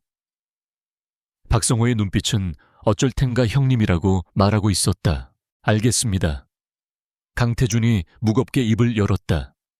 이사들의 소란이 잦아들었다. 이사님들의 우려를 무겁게 받아들입니다. 민준이의 안전이 최우선입니다. 그는 수민을 향해 돌아섰다. 그의 눈빛은 차가웠지만 그 안에는 수민만이 알아볼 수 있는 미세한 신호가 담겨 있었다. 이수민 실장, 오늘부로 당신의 모든 직무를 정지한다. 즉시 펜트하우스를 포함한 유진타워에서 퇴거하도록. 박성호의 입가에 거의 보이지 않는 미소가 스쳤다. 승리였다. 조 팀장의 얼굴에도 노골적인 만족감이 드러났다. 김 이사는 안도의 한숨을 내쉬었다. 현명한 결정이네, 강 회장. 수민은 아무 말 없이 고개를 숙였다. 명령 받들겠습니다. 그녀의 목소리에는 실망도 분노도 담겨 있지 않았다. 그저 사실을 받아들이는 건조한 뿐이었다. 수민은 펜트하우스로 돌아가 자신의 작은 가방을 챙겼다. 그녀가 가져온 것이라곤 갈아입을 옷 몇 벌과 스케치북 뿐이었다. 그녀가 방을 나설 때 잠에서 깬 민준이 그녀를 보았다. 아이의 눈이 불안으로 흔들렸다. 아이는 그녀가 떠난다는 것을 직감했다. 수민은 아이에게 다가가 로비에서처럼 무릎을 꿇고 눈을 맞췄다. 그녀는 아이의 작은 손에 정원에서 주었던 매끄러운 조약돌 하나를 쥐어주었다. 괜찮아. 그녀는 속삭였다. 그것은 약속이었다. 수민은 강태준이 마련해준 전용 엘리베이터가 아닌 직원용 엘리베이터를 타고 1층 로비로 내려왔다. 그녀가 처음 강태준을 만났던 바로 그 장소였다. 수많은 직원이 그녀를 힐끗거렸다. 하루아침에 신데렐라가 되었다가 다시 쫓겨나는 비운의 주인공을 보는 듯한 시선들이었다. 조 팀장의 부하들이 그녀가 건물 밖으로 나가는 것을 호위라는 이름의 감시하에 지켜보고 있었다. 그녀는 유진타워의 거대한 유리문을 통과해 바깥 세상으로 걸어 나왔다. 차가운 도시의 공기가 그녀의 뺨을 스쳤다. 박성호는 자신의 집무실 창가에서 개미처럼 작아지는 그녀의 모습을 만족스럽게 내려다보고 있었다. 마침내 가장 성가신 장애물이 제거되었다. 이제 프로메트스 거래를 마무리할 시간이었다. 그는 강태준이 감히 이사회의 결정을 뒤집고 그녀를 다시 부르지 못할 것이라 확신했다. 수민은 택시를 잡기 위해 대로변으로 걸어갔다. 그녀는 패배한 듯 어깨를 늘어뜨리고 있었다. 하지만 그녀가 인파 속으로 섞여 들어가고 감시 카메라의 시야에서 벗어나는 순간 그녀의 어깨는 펴지고 걸음걸이는 달라졌다. 눈빛은 차갑게 빛났다. 직무정지, 퇴거. 그것은 끝이 아니었다. 그것은 강태준이 그녀에게 준 자유였다. 펜트하우스라는 황금 감옥에서 벗어나 아무도 그녀를 주목하지 않는 그림자 속으로 돌아갈 자유.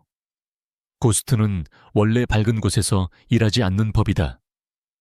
그녀는 이제 박성호의 뱀굴 그놈의 별장을 향해 움직일 수 있게 되었다. 유진타워에서 나온 이수민은 인파 속으로 녹아들었다. 감시 카메라의 시야에서 벗어난 순간 그녀의 어깨는 펴졌고 굴욕감에 젖어있던 표정은 사라졌다. 그 자리에는 5년간 억눌러왔던 고스트의 냉혹한 평정이 자리 잡았다. 강태준이 내린 직무 정지는 처벌이 아니었다. 그것은 족수의 해방이자 어둠 속에서의 작전 개시를 승인하는 암묵적인 신호였다. 박성호가 가장 두려워하는 유령이 마침내 자유를 얻은 것이다. 그녀는 지하철을 몇 번이나 갈아타고 중간에 택시를 이용해 이동 경로를 복잡하게 섞었다.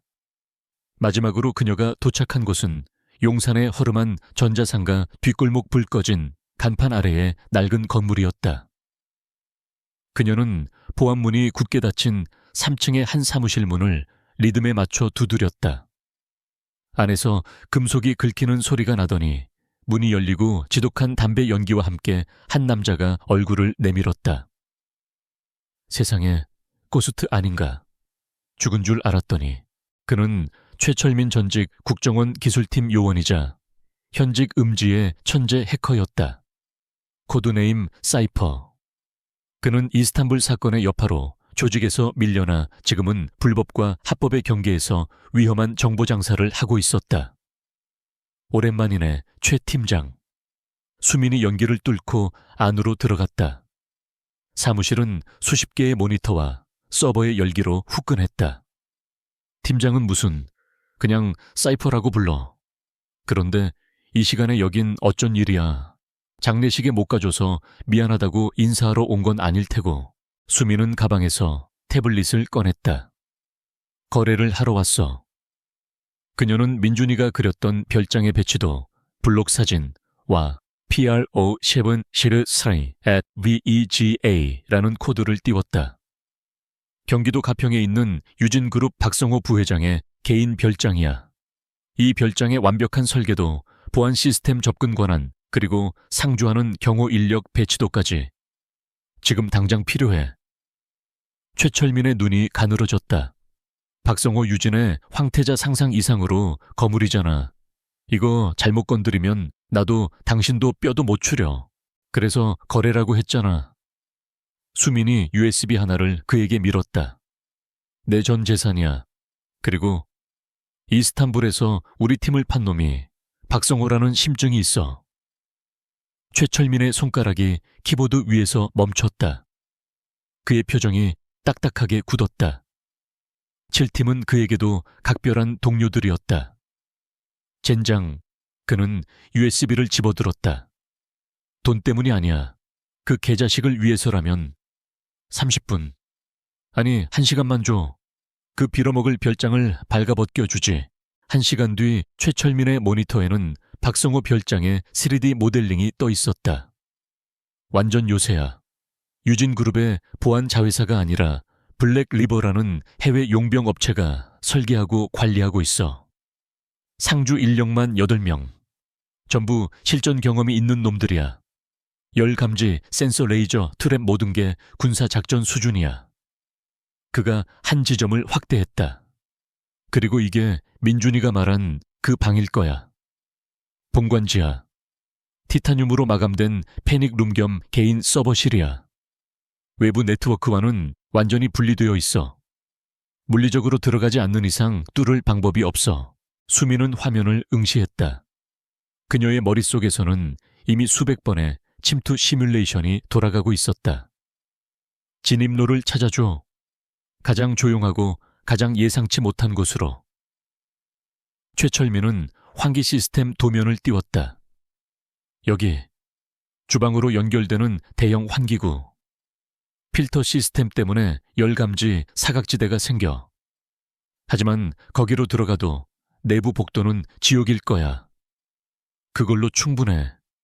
수민이 일어섰다. 내가 데이터를 빼내올 때까지 원격으로 내부 카메라 몇 개만 교란시켜줘. 그리고 내가 신호를 보내면 경찰과 소방서에 익명으로 화재 신고를 넣어. 소란을 피워줄 필요가 있으니까. 그날 밤 자정. 가평의 산속 깊은 곳에 자리한 박성호의 별장은 어둠 속에 잠겨 있었다. 하지만 수민의 특수곡을 시야에는 레이저 트랩의 붉은 선들과 경비들의 움직임이 환하게 보였다. 그녀는 이미 몇 시간 전에 산속을 통해 우회하여 별장의 경계선에 잠입해 있었다. 전신을 검은색 침투복으로 감싼 그녀는 말 그대로 그림자였다. 그녀는 최철민이 알려준 환기구로 소리 없이 접근했다. 그녀는 액체 질소를 이용해 환기구 덮개에 경첩을 급속 냉각시킨 뒤 소리 없이 부수고 안으로 들어갔다. 좁은 환기구를 기어가는 것은 5년 전의 악몽 같은 훈련을 떠올리게 했지만 그녀의 호흡은 흐트러짐이 없었다. 마침내 주방 내부로 잠입한 그녀는 최철민의 신호를 기다렸다. 지금 이어피스에서 짧은 신호가 들리자 복도의 카메라 하나가 2초간 정지 화면으로 바뀌었다. 수민은 그 2초 동안 10m를 질주해 다음 사각지대로 몸을 숨겼다. 그녀는 이런 식으로 3개의 복도를 통과했다. 마지막 복도에서 순찰 중인 용병 2명과 마주쳤다. 그들이 미쳐 소리도 지르기 전에 수민은 이미 움직이고 있었다. 그녀는 한 명의 목을 팔로 감아 호흡을 차단함과 동시에 다른 한 명의 명치를 팔꿈치로 가격했다. 극도의 근접전. 훈련된 용병들은 즉각 방역했지만 수민의 움직임은 예측 불가능했다. 그녀는 기계가 아니었다. 그녀는 그들의 공격을 흘려보내며 가장 취약한 관절과 급소를 정확하고 무자비하게 파고들었다. 20초 뒤 2명의 용병은 소리 없이 복도에 쓰러졌다. 마침내 그녀는 민준이가 말했던 지하 서버실 앞에 도착했다. 티타늄 문은 굳게 닫혀 있었다. 지문 인식과 홍채 인식, 그리고 12자리에 암호 키패드. 사이퍼, 내 카메라로 키패드를 비추지. 최철민이 원격으로 가능한 모든 조합을 시도했지만 시스템은 5번의 오류 끝에 10분간 잠금 상태에 들어갔다. 젠장 안 돼, 이건 독립형 시스템이야. 내가 뭘 할 수가 없어. 수민은 키패드를 노려보았다. PRO 773 V EGA. 민준이가 본 것은 암호화된 파일명일 수도 있지만 암호 그 자체일 수도 있었다. 하지만 키패드는 숫자만 입력 가능했다. 773. 그녀는 숫자를 눌렀다. 그리고 PRO와 VEGA를 생각했다. 알파벳을 숫자로 변환하는 방식 너무 단순했다. 그때 그녀의 뇌리를 스치는 것이 있었다. 박성호의 오만함. 그는 자신의 별장에, 자신의 시스템에 완벽한 자신감을 가지고 있었다. 그녀는 키패드 옆에 작은 인터컴 패널을 뜯어냈다. 내부 배선이 드러났다. 그녀는 최철민에게 소리쳤다. 이 시스템 음성 인식 기능이 숨겨져 있을 가능성이 있어. 뭐라고 그럴 리가. 잠깐 맞아. 비상시 음성 명령 프로토콜이 있어. 수민은 다시 키패드를 조작했다.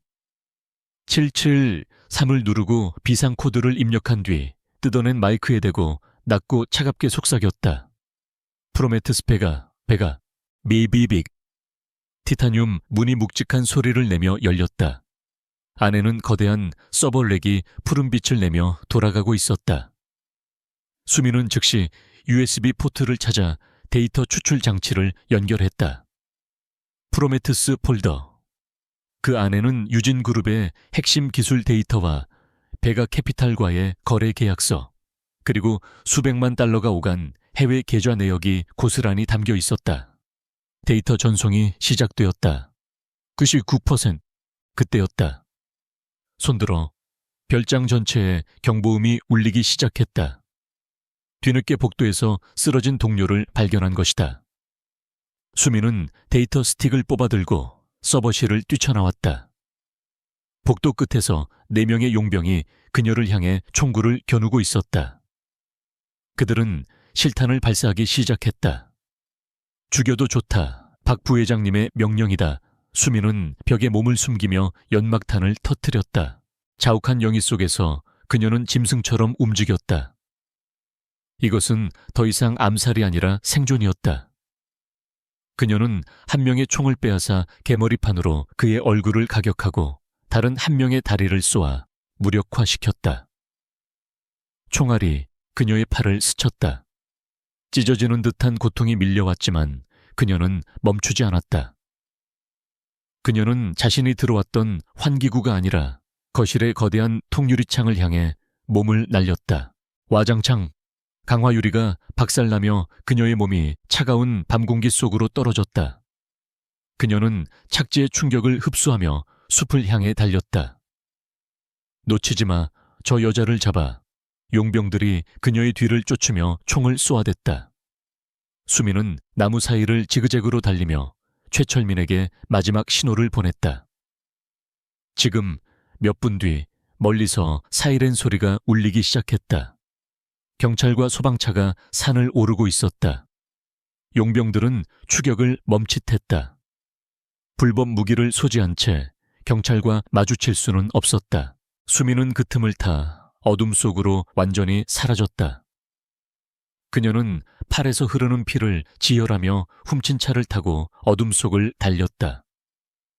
손에는 유진그룹의 운명과 박성호의 몰락을 증명할 데이터 스틱이 굳게 쥐어져 있었다.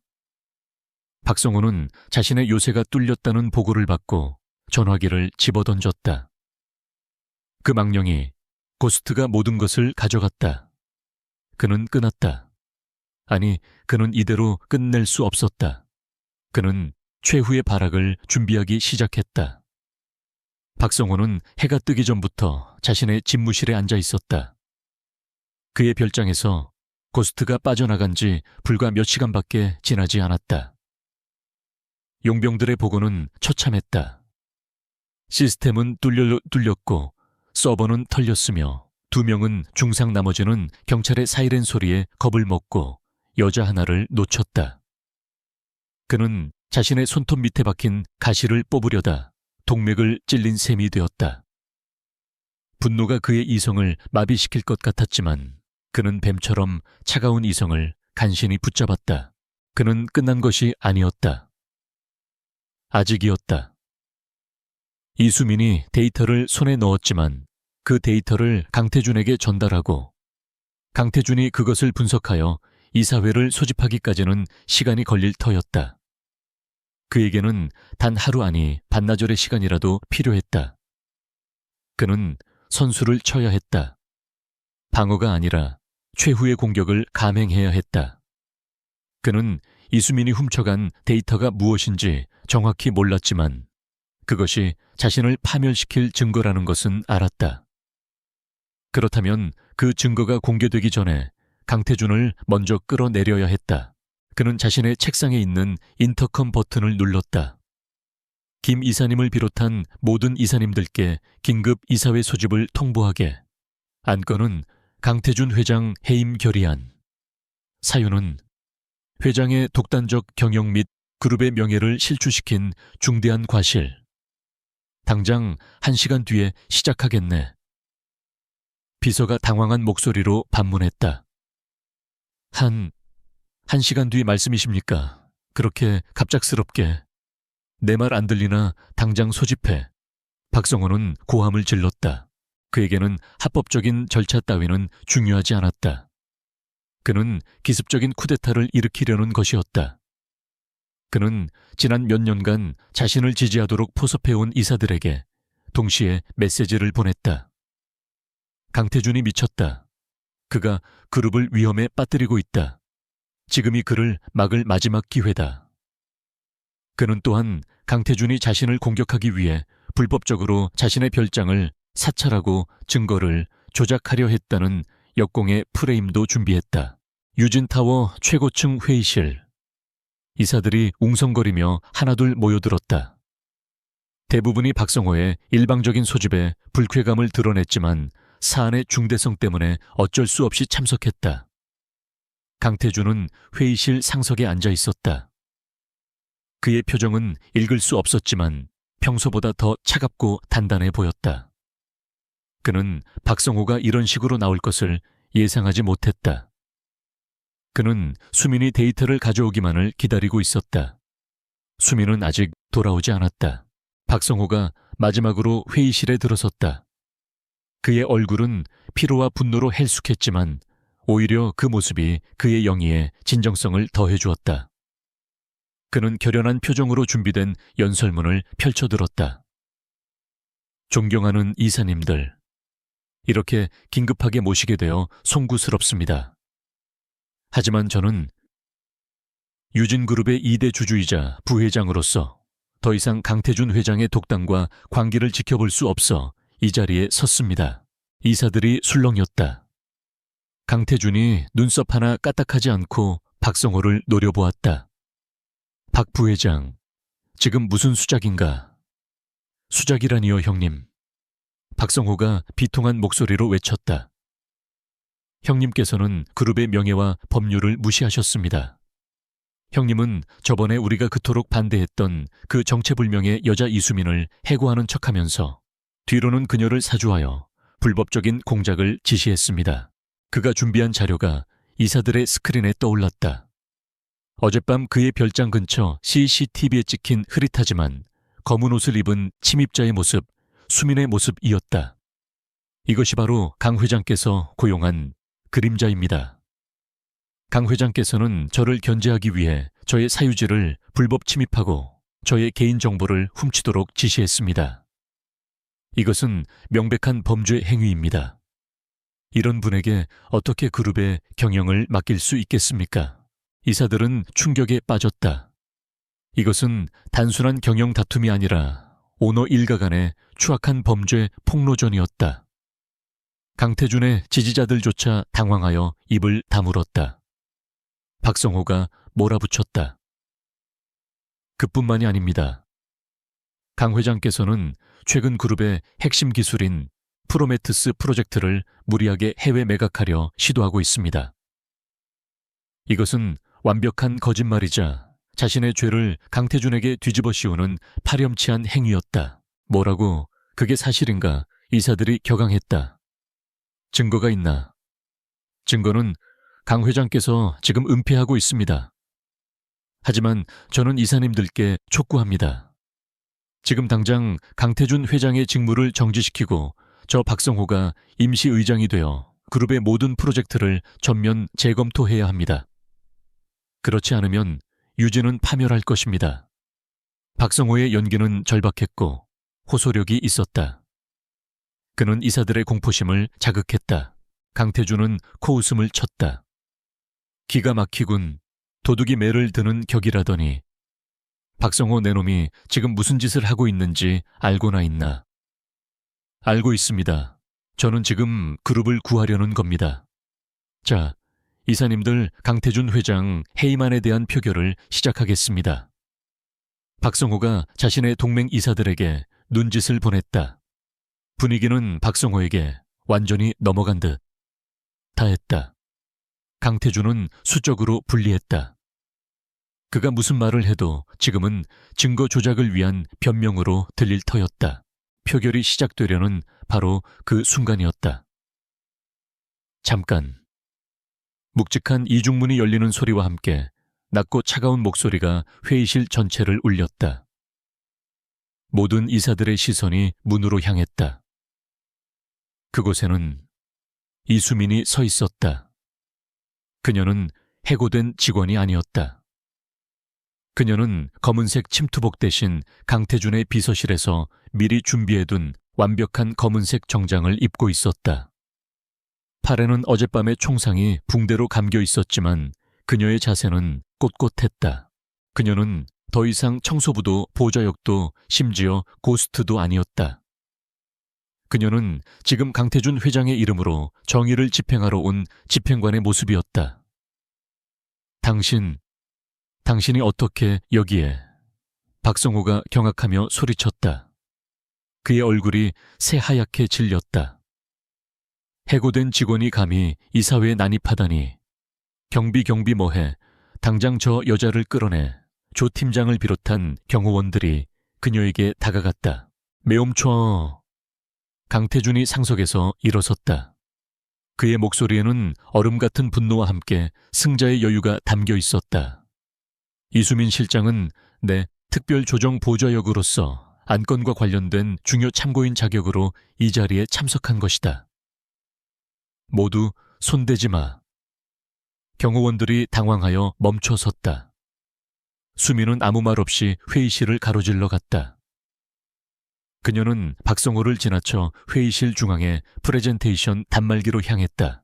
그녀는 손에 쥐고 있던 데이터 스틱을 포트에 꽂았다. 박성호의 심장이 바닥으로 떨어지는 소리가 들리는 듯 했다. 뭐 하는 짓이야. 당장 멈춰. 저건 불법으로 탈취한, 조작된 정보야. 박성호가 절규했지만 아무도 그를 막지 않았다. 수민은 회의실의 거대한 메인 스크린을 향해 돌아섰다. 그녀는 이사들을 둘러보며 처음으로 그들 앞에서 입을 열었다. 그녀의 목소리는 크지 않았지만 방 안의 모든 소리를 압도했다. 지금부터 진실을 보여드리겠습니다. 그녀가 엔터키를 눌렀다. 스크린이 바뀌었다. 가장 먼저 떠오른 것은 프로메테스 핵심 기술의 설계도 파일이었다. 그리고 다음 화면. 베가 캐피탈의 고위 임원과 박성호가 비밀리에 접촉하는 영상이었다. 그리고 마지막. 박성호의 스위스 비밀 계좌로 수천만 달러가 입금된 거래 내역서였다. 그것은 박성호가 어젯밤 별장 서버에서 미처 삭제하지 못한 거래의 선금 내역이었다. 회의실은 완벽한 침묵에 휩싸였다. 이사들은 숨조차 쉬지 못했다. 박성호를 지지하던 이사들조차 창백해진 얼굴로 스크린을 응시했다.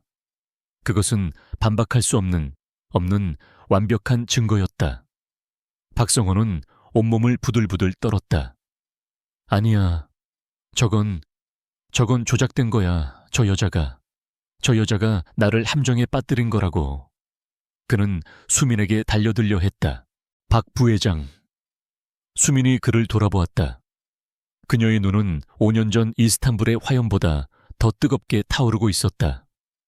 아직 끝나지 않았습니다. 그녀가 다시 키를 눌렀다. 화면이 바뀌었다. 이번에 나타난 것은 5년 전에 암호화된 통신 기록이었다. 국정원 7팀의 위치 정보가 박성호의 해외 지사를 통해 제3국으로 넘어간 기록. 그리고 그 대가로 막대한 정치 자금이 박성호의 차명 계좌로 흘러 들어간 내역이었다. 이것이 당신이 유진그룹의 부회장 자리를 사기 위해 지불한 대가입니다. 박성호는 무너져 내렸다. 그는 의자를 붙잡고 간신히 서 있었다. 모든 것이 끝났다. 그의 야망, 그의 제국, 그의 모든 것이 이 여자 이 망령의 손에 의해 산산조각 났다. 강태준이 천천히 그에게 다가갔다. 그의 얼굴에는 분노가 아닌 깊은 경멸만이 남아있었다. 내 사촌동생, 아니 박성호, 너는 유진을 배신한 것이 아니다. 너는 네 조국을 배신했다. 그리고 내 아들을 건드렸다. 강태준이 조 팀장에게 고갯짓을 했다. 체포해. 조 팀장은 망설였다. 그는 박성호의 라인이었다. 하지만 그는 또한 강태준의 직원이었다. 그리고 그는 방금 스크린에 뜬 증거를 보았다. 그는 자신의 미래를 결정해야 했다. 그는 수민을 한번 쳐다보았다. 수민의 차가운 시선이 그를 꿰뚫고 있었다. 조 팀장은 결심했다. 그는 부하들에게 명령했다. 부회장님을 연행해. 박성호는 발악했다. 이거 놔. 날 건드리지 마. 내가 누군지 알아. 강태준, 이수민, 내가 너희들을 가만두지 않겠어. 그의 절규는 경호원들에게 끌려나가면서 회의실 복도 저편으로 사라져갔다. 회의실은 다시 침묵에 휩싸였다. 이사들은 충격에서 벗어나지 못한 채 자신들의 회장을 바라보았다. 강태준은 상석으로 돌아가지 않았다. 그는 수민의 곁에 섰다. 그는 붕대로 감긴 그녀의 팔을 잠시 바라보았다. 그리고 이사들을 향해 선언했다. 이수민 실장은 유진그룹을 구한 영웅입니다. 그리고 오늘부로 이수민 실장에게 그룹의 모든 보안 시스템을 총괄할 정원을 위임합니다. 박성호의 절규가 복도 저편으로 사라지고 회의실은 시체 안치실 같은 정적에 휩싸였다. 이사들은 방금 자신들의 눈앞에서 벌어진 거대한 권력의 이동을 미처 소화하지 못한 채 얼어붙어 있었다. 그들은 방금 전까지 박성호의 편에 섰던 자신들의 경솔함을 혹은 비겁함을 깨달았다. 이제 그들의 시선은 오직 한 곳 강태준 회장에게로 향했다. 그들은 생사여탈권을 쥔 승자의 처분을 기다리는 패자였다. 가장 연장자였던 김 이사가 떨리는 손으로 마른 입술을 닦았다. 그는 자리에서 일어나 강태준을 향해 90도로 허리를 숙였다.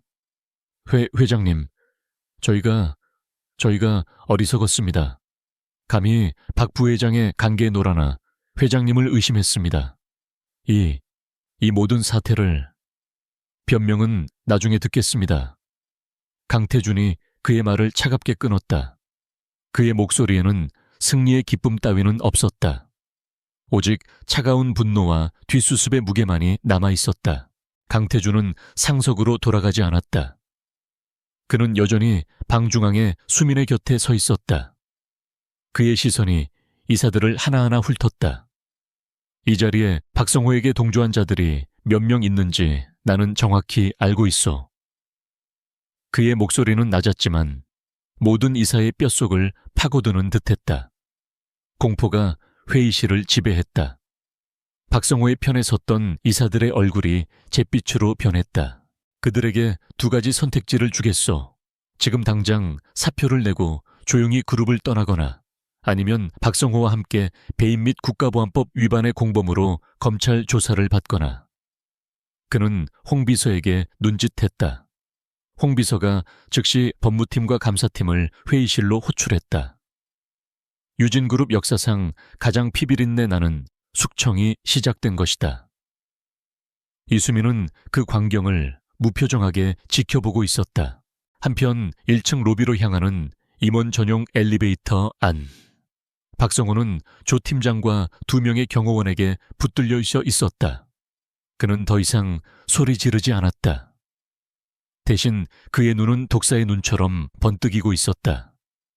그는 자신이 이대로 무너질 수 없다고 생각했다. 이 건물에서 빠져나가기만 하면 그가 숨겨둔 해외의 자금과 인맥을 이용해 반격을 도모할 수 있었다. 그는 마지막 기회를 노리고 있었다. 조 팀장. 박성호가 낮은 목소리로 속삭였다. 자네, 지금 나한테 이러고도 무사할 것 같나? 강태준이 자네를 믿을 것 같아. 자네도 내 사람이었잖아. 지금이라도 늦지 않았어. 날 도와. 내가 가진 것의 절반을 주지. 강태준이 주는 것의 10배는 될 거야. 조 팀장은 그를 경멸 어린 눈으로 쳐다보며 아무 대답도 하지 않았다. 그는 이미 자신의 주군을 결정했다. 엘리베이터 문이 1층 로비에서 열렸다. 박성호는 그 순간을 노렸다. 그는 남은 모든 힘을 다해 조 팀장을 밀치고 인파 속으로 도망치려 했다. 거기서쇼 경호원들이 그를 쫓으려 했지만 로비는 퇴근 시간에 인파로 붐비기 시작했다. 박성호는 사람들을 밀치며 정문을 향해 비틀거리며 달려갔다. 그는 자유를 불과 몇 미터 앞에 두고 있었다. 하지만 정문 앞에는 그가 예상치 못한 장애물이 서 있었다. 이수민이었다. 그녀는 이사회가 정리되는 것을 보지도 않고 먼저 펜트하우스에 들러 민준을 데리고 내려와 있었다. 그녀는 박성호가 이사회장에서 체포되는 폭력적인 장면을 아이에게 보여주고 싶지 않았지만 이 마지막은 아이가 직접 목격해야 한다고 판단했다. 트라우마를 극복하는 가장 확실한 방법은 그 공포의 근원이 무력해지는 것을 확인하는 것이었다. 박성호는 급정거했다. 그의 앞을 가로막은 것은 수민이 아니었다. 자신을 공포에 질린 눈으로 올려다보는 작은 조카 강민준이었다. 아이는 더 이상 떨지 않았다. 아이는 수민의 손을 잡은 채 자신을 파멸로 이끈 그 목격자로서 가만히 서 있었다. 모든 것의 시작과 끝이 그곳에 있었다. 로비의 모든 소음이 순간적으로 멎는 듯 했다. 박성호가 마지막 발악으로 아이를 밀치고 지나가려 손을 드는 순간 민준이 입을 열었다. 아이는 박성호의 눈을 똑바로 쳐다보며 작지만 로비 전체에 울릴 만큼 또렷한 목소리로 말했다. 나쁜 사람. 그것은 몇 달 만에 아이가 내뱉은 첫 마디이자 이 거대한 비극에 대한 최종 판결이었다. 아이의 목소리는 어떤 법정의 선고보다 더 무거웠다. 그 한마디에 박성호의 모든 기력이 빠져나갔다. 그는 더 이상 도망칠 수 없었다. 아이의 순수한 단죄가 그의 마지막 남은 오만함마저 부숴버렸다. 그는 그 자리에 주저앉았다. 뒤따라온 조 팀장과 경호원들이 그를 거칠게 일으켜 세워 수갑을 채웠다. 로비의 모든 직원들이 이 충격적인 광경을 숨죽여 지켜보고 있었다. 유진의 황태자가 한낱 범죄자로 전락하는 순간이었다. 그때 강태준 회장이 엘리베이터에서 내려 그들에게 다가왔다. 그는 수갑을 찬 채 끌려나가는 박성호를 차갑게 외면했다. 그의 시선은 오직 아들 민준에게로 향했다. 그는 아들 앞에 천천히 무릎을 꿇었다. 민준은 수민의 손을 놓고 아빠에게 다가가 작게 속삭였다. 아빠, 다 끝났어요. 강태준은 아들을 힘껏 껴안았다. 그의 눈시울이 붉어졌다. 수민은 그 광경을 한 발 물러서서 조용히 지켜보고 있었다. 그녀의 임무는 완수되었다. 그녀는 한 아이를 구했고 거대한 악을 무너뜨렸으며 5년 전 동료들의 원한을 갚았다. 강태준은 민준을 안은 채 일어서서 수민을 바라보았다. 그의 눈에는 더 이상 고용주의 차가운 계산이 아닌 한 인간으로서의 깊은 신뢰와 감사가 담겨 있었다. 그날 오후 유진그룹은 발칵 뒤집혔다. 박성호 부회장 및 관련 이사 전원이 해임되고 검찰에 고발 조치되었다. 강태준 회장은 즉각적인 비상경영 체제를 선포했다.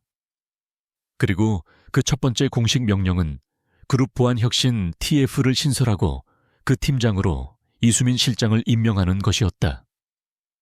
박성호가 그룹 전체에 심어둔 모든 뱀들에 대한 대대적인 숙청이 시작되었다. 몇 주가 흘렀다. 유진그룹 타워는 거대한 태풍이 휩쓸고 지나간 후에 고요함을 되찾았다. 박성호와 그의 파벌이 뿌리째 뽑혀나간 자리는 강태준의 신속하고 냉정한 인사 개편으로 빠르게 채워졌다.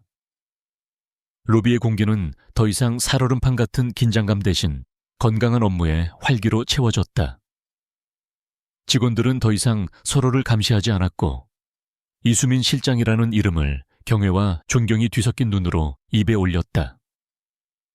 그녀는 더 이상 유령 청소부가 아니었다. 강태준의 집무실. 분위기는 수민이 처음 불려왔을 때와는 완전히 달라져 있었다. 차가운 분석과 의심 대신 조용하지만 견고한 신뢰가 두 사람 사이에 자리 잡고 있었다. 강태준은 창밖을 내다보고 있었고 수민은 그의 책상 맞은편 의자에 조용히 앉아 있었다. 그녀의 팔에 감겨있던 붕대는 사라지고 옅은 흉터만이 그날 밤의 격전을 증명하고 있었다. 방금 국가정보원에서 연락이 왔습니다. 강태준이 창밖을 바라보며 입을 열었다. 그의 목소리는 낮고 차분했다. 내 이름으로 정보 공개 청구를 늘었었죠. 이스탄불 사건에 대한 재조사 요청과 함께. 그는 천천히 돌아서서 책상 위에 놓인 얇은 서류 봉투를 수민에게 밀었다. 당신의 명예는 회복되었습니다, 이수민 씨. 수민은 봉투를 열지 않았다. 그녀는 그저 강태준을 바라볼 뿐이었다. 박성호의 배신 행위가 공식적으로 확인되었고 이스탄불에서의 7팀 전멸은 작전 실패가 아닌 적대적 반역 행위에 의한 전사로 기록이 정정되었습니다. 당신의 동료들은 모두 순직 처리되었고 당신은 작전 중 실종해서 명예전역으로 변경되었습니다. 5년 전 날짜로요. 수민은 천천히 눈을 감았다. 고스트. 5년간 그녀를 올감했던 이름. 그림자 속에서 살아야 했던 이유. 그녀는 승진도 복직도 원하지 않았다. 그녀는 그저 진실을 원했다. 죽어간 동료들의 마지막이 실패라는 오명으로 남지 않기를 바랐다. 이제 모든 것이 제자리를 찾았다. 그녀를 짓누르던 과거의 무게가 마침내 사라지는 순간이었다. 그녀는 짧고 깊은 숨을 내쉬었다. 감사합니다, 회장님. 강태준은 고개를 저었다. 내가 한 게 없습니다. 당신이 스스로 쟁취한 겁니다. 그는 책상 서랍에서 또 다른 훨씬 두꺼운 서류철을 꺼냈다. 그것은 유진그룹의 공식 임명장이었다. 이제 미래에 대해 이야기해야겠군요. 박성호가 비워둔 자리는 공석으로 둘 수 없습니다. 더 중요한 것은 그가 10년 넘게 만들어온 이 건물의 보안 시스템입니다. 겉은 화려하지만 속은 썩어 있었죠. 그는 임명장을 수민 앞으로 밀었다. 유진그룹 전략보안 총괄 본부장, 그룹의 모든 물리적 정보적 보안을 총괄하는 자리입니다. 회장 직속이며 이사회의 간섭도 받지 않습니다. 연봉은 당신이 상상하는 것 이상일 겁니다. 이 제국을 지키는 방패가 되어 주십시오. 당신만이 할 수 있는 일입니다. 이것이 강태준이 그녀에게 줄 수 있는 최고의 보상이자 가장 절실한 부탁이었다. 그것은 거부할 수 없는 제안이었다. 밑바닥 청소부에서 하루아침에 그룹의 최고의 임원이 되는 순간이었다. 권력부, 그리고 명예. 5년 전 그녀가 잃었던 모든 것, 아니 그 이상을 되찾을 기회였다. 수민은 잠시 동안 임명장을 내려다보았다. 그녀의 눈이 보안, 전략, 총괄이라는 단어들 위에서 멈췄다. 그것은 그녀의 과거, 고스트의 언어였다. 그녀는 천천히 고개를 들었다. 회장님. 그녀의 목소리는 그 어느 때보다 부드러웠지만 단호했다. 이 제안은 받아들일 수 없습니다. 강태준의 눈이 놀라움으로 커졌다. 그는 수많은 거래를 해왔지만 이런 식의 거절은 처음이었다. 이유를 물어도 되겠습니까? 보상이 부족한 겁니까? 아니면 저는 5년 동안 그림자 속에서 살았습니다. 수민이 창밖의 도시를 바라보며 말했다. 복수와 생존만을 생각했죠. 박성호를 무너뜨리는 것은 제 임무였습니다. 하지만 그 과정에서 저는 제가 무엇을 위해 싸워야 하는지 다시 생각하게 되었습니다. 그녀의 시선이 집무실 한쪽에 놓인 민준이 그린 그림으로 향했다. 회장님은 제게 제국을 지키는 방패가 되어달라고 하셨습니다. 하지만 저는 더 이상 방패나 칼이 되고 싶지 않습니다. 저는 사람을 지키는 일을 하고 싶습니다. 특히 민준이처럼 힘없는 아이들을요. 어른들의 탐욕과 싸움 속에서 가장 먼저 상처받는 것은 언제나 아이들입니다. 수민이 강태준을 다시 바라보았다. 박성호가 남긴 불법 자금 유진의 이름으로 환수되지 않습니까? 그 돈으로 재단을 만들고 싶습니다. 유진의 이름으로 트라우마를 겪는 아이들을 전문적으로 치유하고 보호하는 재단입니다. 강태준은 한동안 말을 잇지 못했다. 그는 그녀가 돈이나 권력을 요구할 것이라 생각했다. 하지만 그녀는 가장 예상치 못한 것, 목적을 요구했다. 그는 이 여자의 그릇의 크기를 다시 한번 깨달았다. 그는 마침내 5년 전 로비의 CCTV에서 보았던 그 모습의 의미를 완전히 이해했다. 그녀는 전사가 아니라 본질적으로 보호자였다. 재단이라. 강태준의 입가에 옅은 미소가 번졌다. 그 재단 누가 운영할 겁니까? 제가 하겠습니다. 그것이 제가 유진에서 하고 싶은 유일한 일입니다. 몇 달 뒤 유진그룹 타워의 옥상. 한때는 VIP들을 위한 삭막한 헬기 착륙장이었던 곳이 이제는 작은 유리 온실과 꽃들이 만발한 하늘 정원으로 변해 있었다. 유진 새싹재단의 심리치유 공간이었다. 따뜻한 봄 햇살 아래 한 아이의 맑은 웃음소리가 울려 퍼졌다. 수민 선생님, 이것 보세요. 제가 엄청 큰 거 만들었어요. 민준이었다. 아이는 더 이상 구석에 숨어 떨지 않았다. 밝은색 옷을 입은 아이는 잔디밭을 뛰어다니며 예전의 건강하고 활기찬 모습을 완전히 되찾았다. 아이는 수민을 선생님이라고 불렀다.